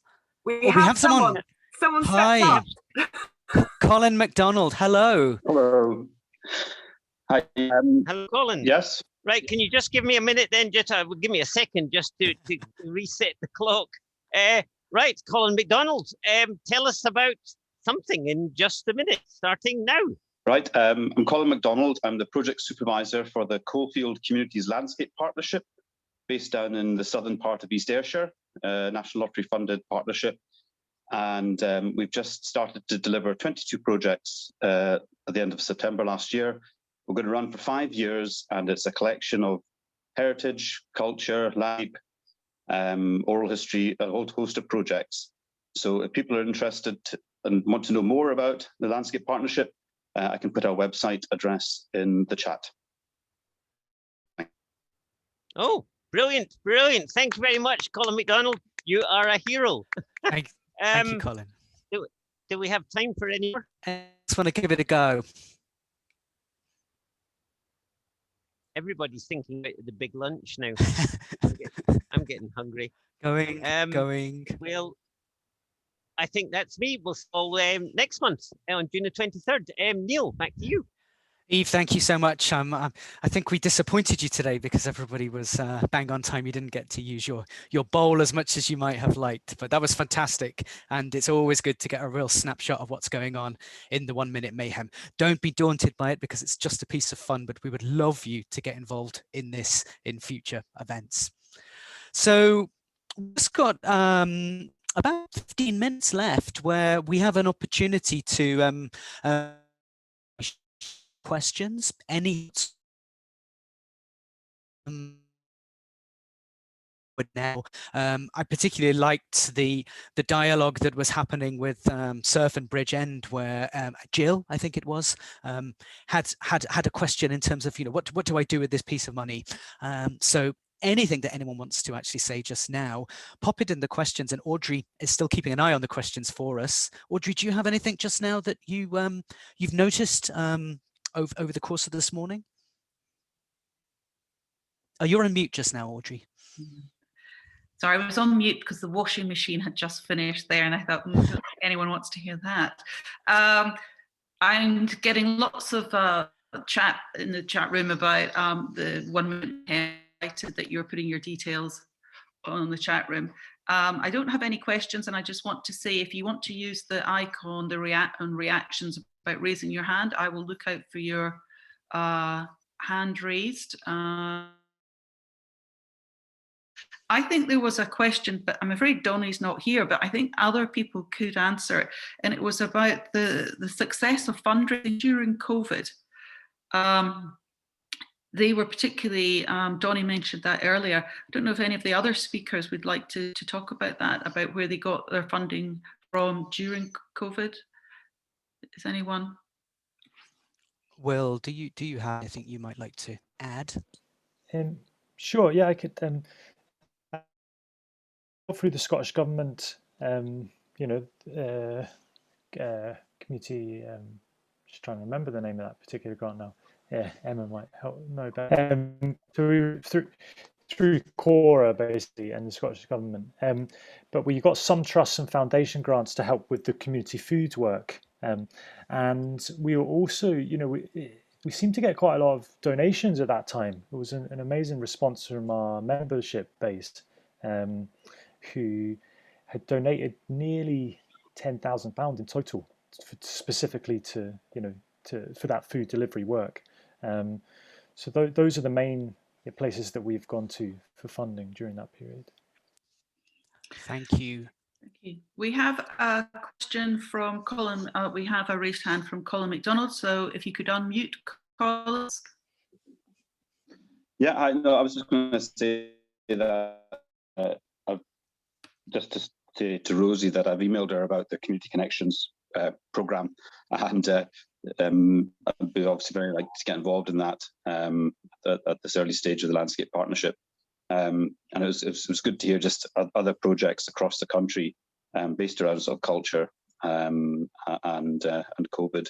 As I said, we only started delivering in September last year because we got delayed by the COVID restrictions. But even then, some of our project partners have managed to do activity, oral history stuff online and online research and things. So it's just quite interesting to find out how people have coped over the last year. Thanks. Thank you. That's great. Thank you. That's great. Thank you, Colin. I'll have a look at the inbox on Monday. Thank you. We've got a raised hand from Cara. Yeah, thank you to everyone who's contributed this morning, but we've heard some incredible adaptations to projects and community engagement over the morning. And I just wanted to throw out a question to anyone really that wanted to answer it, is sort of what engagement practice or initiatives or mechanisms that have been developed in response to COVID will be continued to be utilised as we move through this current period of time and we move on from this moment of time. What's worked that we want to take forward? I can come in there with one if you want to start there. I mean, for us, and I think it's probably a very obvious one, and obviously starting off to say there's an awareness here of that it does come with its own barriers, but the digital engagement it's opening up so much for us in terms of how we can meet with people on much regular basis, how we're saving costs in terms of using digital landscapes, the events that we're able to put on, the reach we are. So, you know, certainly for the things that we're involved with, Community Connections, for example, that will continue to have digital events, but it will go obviously, of course, into blended in terms of physical activity when safe to do so, back into community-led events and such like, but certainly maintaining that digital landscape, but also we'll look at the fact that not everybody engages through screens, and how do you engage non-screen users, and how do we work with others to understand the barriers that have been thrown up through those challenges. So obviously it's a much bigger picture that we need to look at, but certainly for us it's really been opening things up. You know, you can meet with the same committee week after week, when normally in a physical circumstance it might have been once every 4 weeks or less in terms of travel and such like, and so it's been much activities perspective. Jill, I've just noticed you've got your. Yeah, it's completely off the wall, different sort of part of the sector. I recently started working with one of our clans as a trust admin, and just curious if anybody in the room has got ideas as to how clan heritage, which is more global, we can encourage and engage with them in the years to come. As you know, certainly it's they can't visit this year, but certainly it's an economic as well as a social and heritage driver potentially for us, and how we can help working with those that are here and engage more of our clan members in this in Scotland, but also with the diaspora further out. Absolutely, that seems a good link to make sure that the diaspora are included as well. It very much takes me through the conversations today that finance, of course, is something that we all have to face in whatever we do, and sometimes it's a question of actually how you raise money.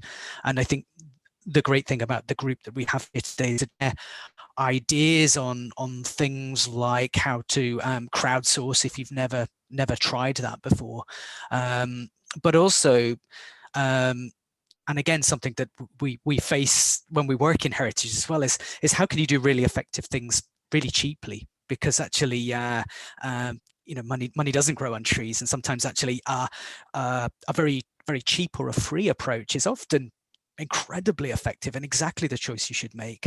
Perhaps we can have some reflections on that a little bit from the floor. I'd be quite interested to have a chat with you, Jill, further. We've been talking to, there's an initiative in America on the East Coast called Double H Ranch, and it's a young person's initiative that works with young people who are living with life shortening conditions, and they are interested in working some of our local communities in terms of a heritage share. So working out a way where both parties can share, as I say, in working out how those sessions might work and such like, and really building those links, across the oceans and such like, and possibly looking into the maybe transatlantic volunteering, come out with it with the young people driving those ideas. So that's kind of something that we've been in early discussions with at the moment. So would welcome, if you want to get in touch and have a bit of an explorer around that topic. Wonderful. Now, just in case I can't actually see your hand is up, because I can only see 20 or so rectangles on my screen. If there's anyone that's had their hand up for a while and you want to voice known, unmute and speak now. Hey Neil, Phil just had his hand up. Hello. Phil, I don't know. There he is. Yeah, sorry, I put it down. Hi, Phil.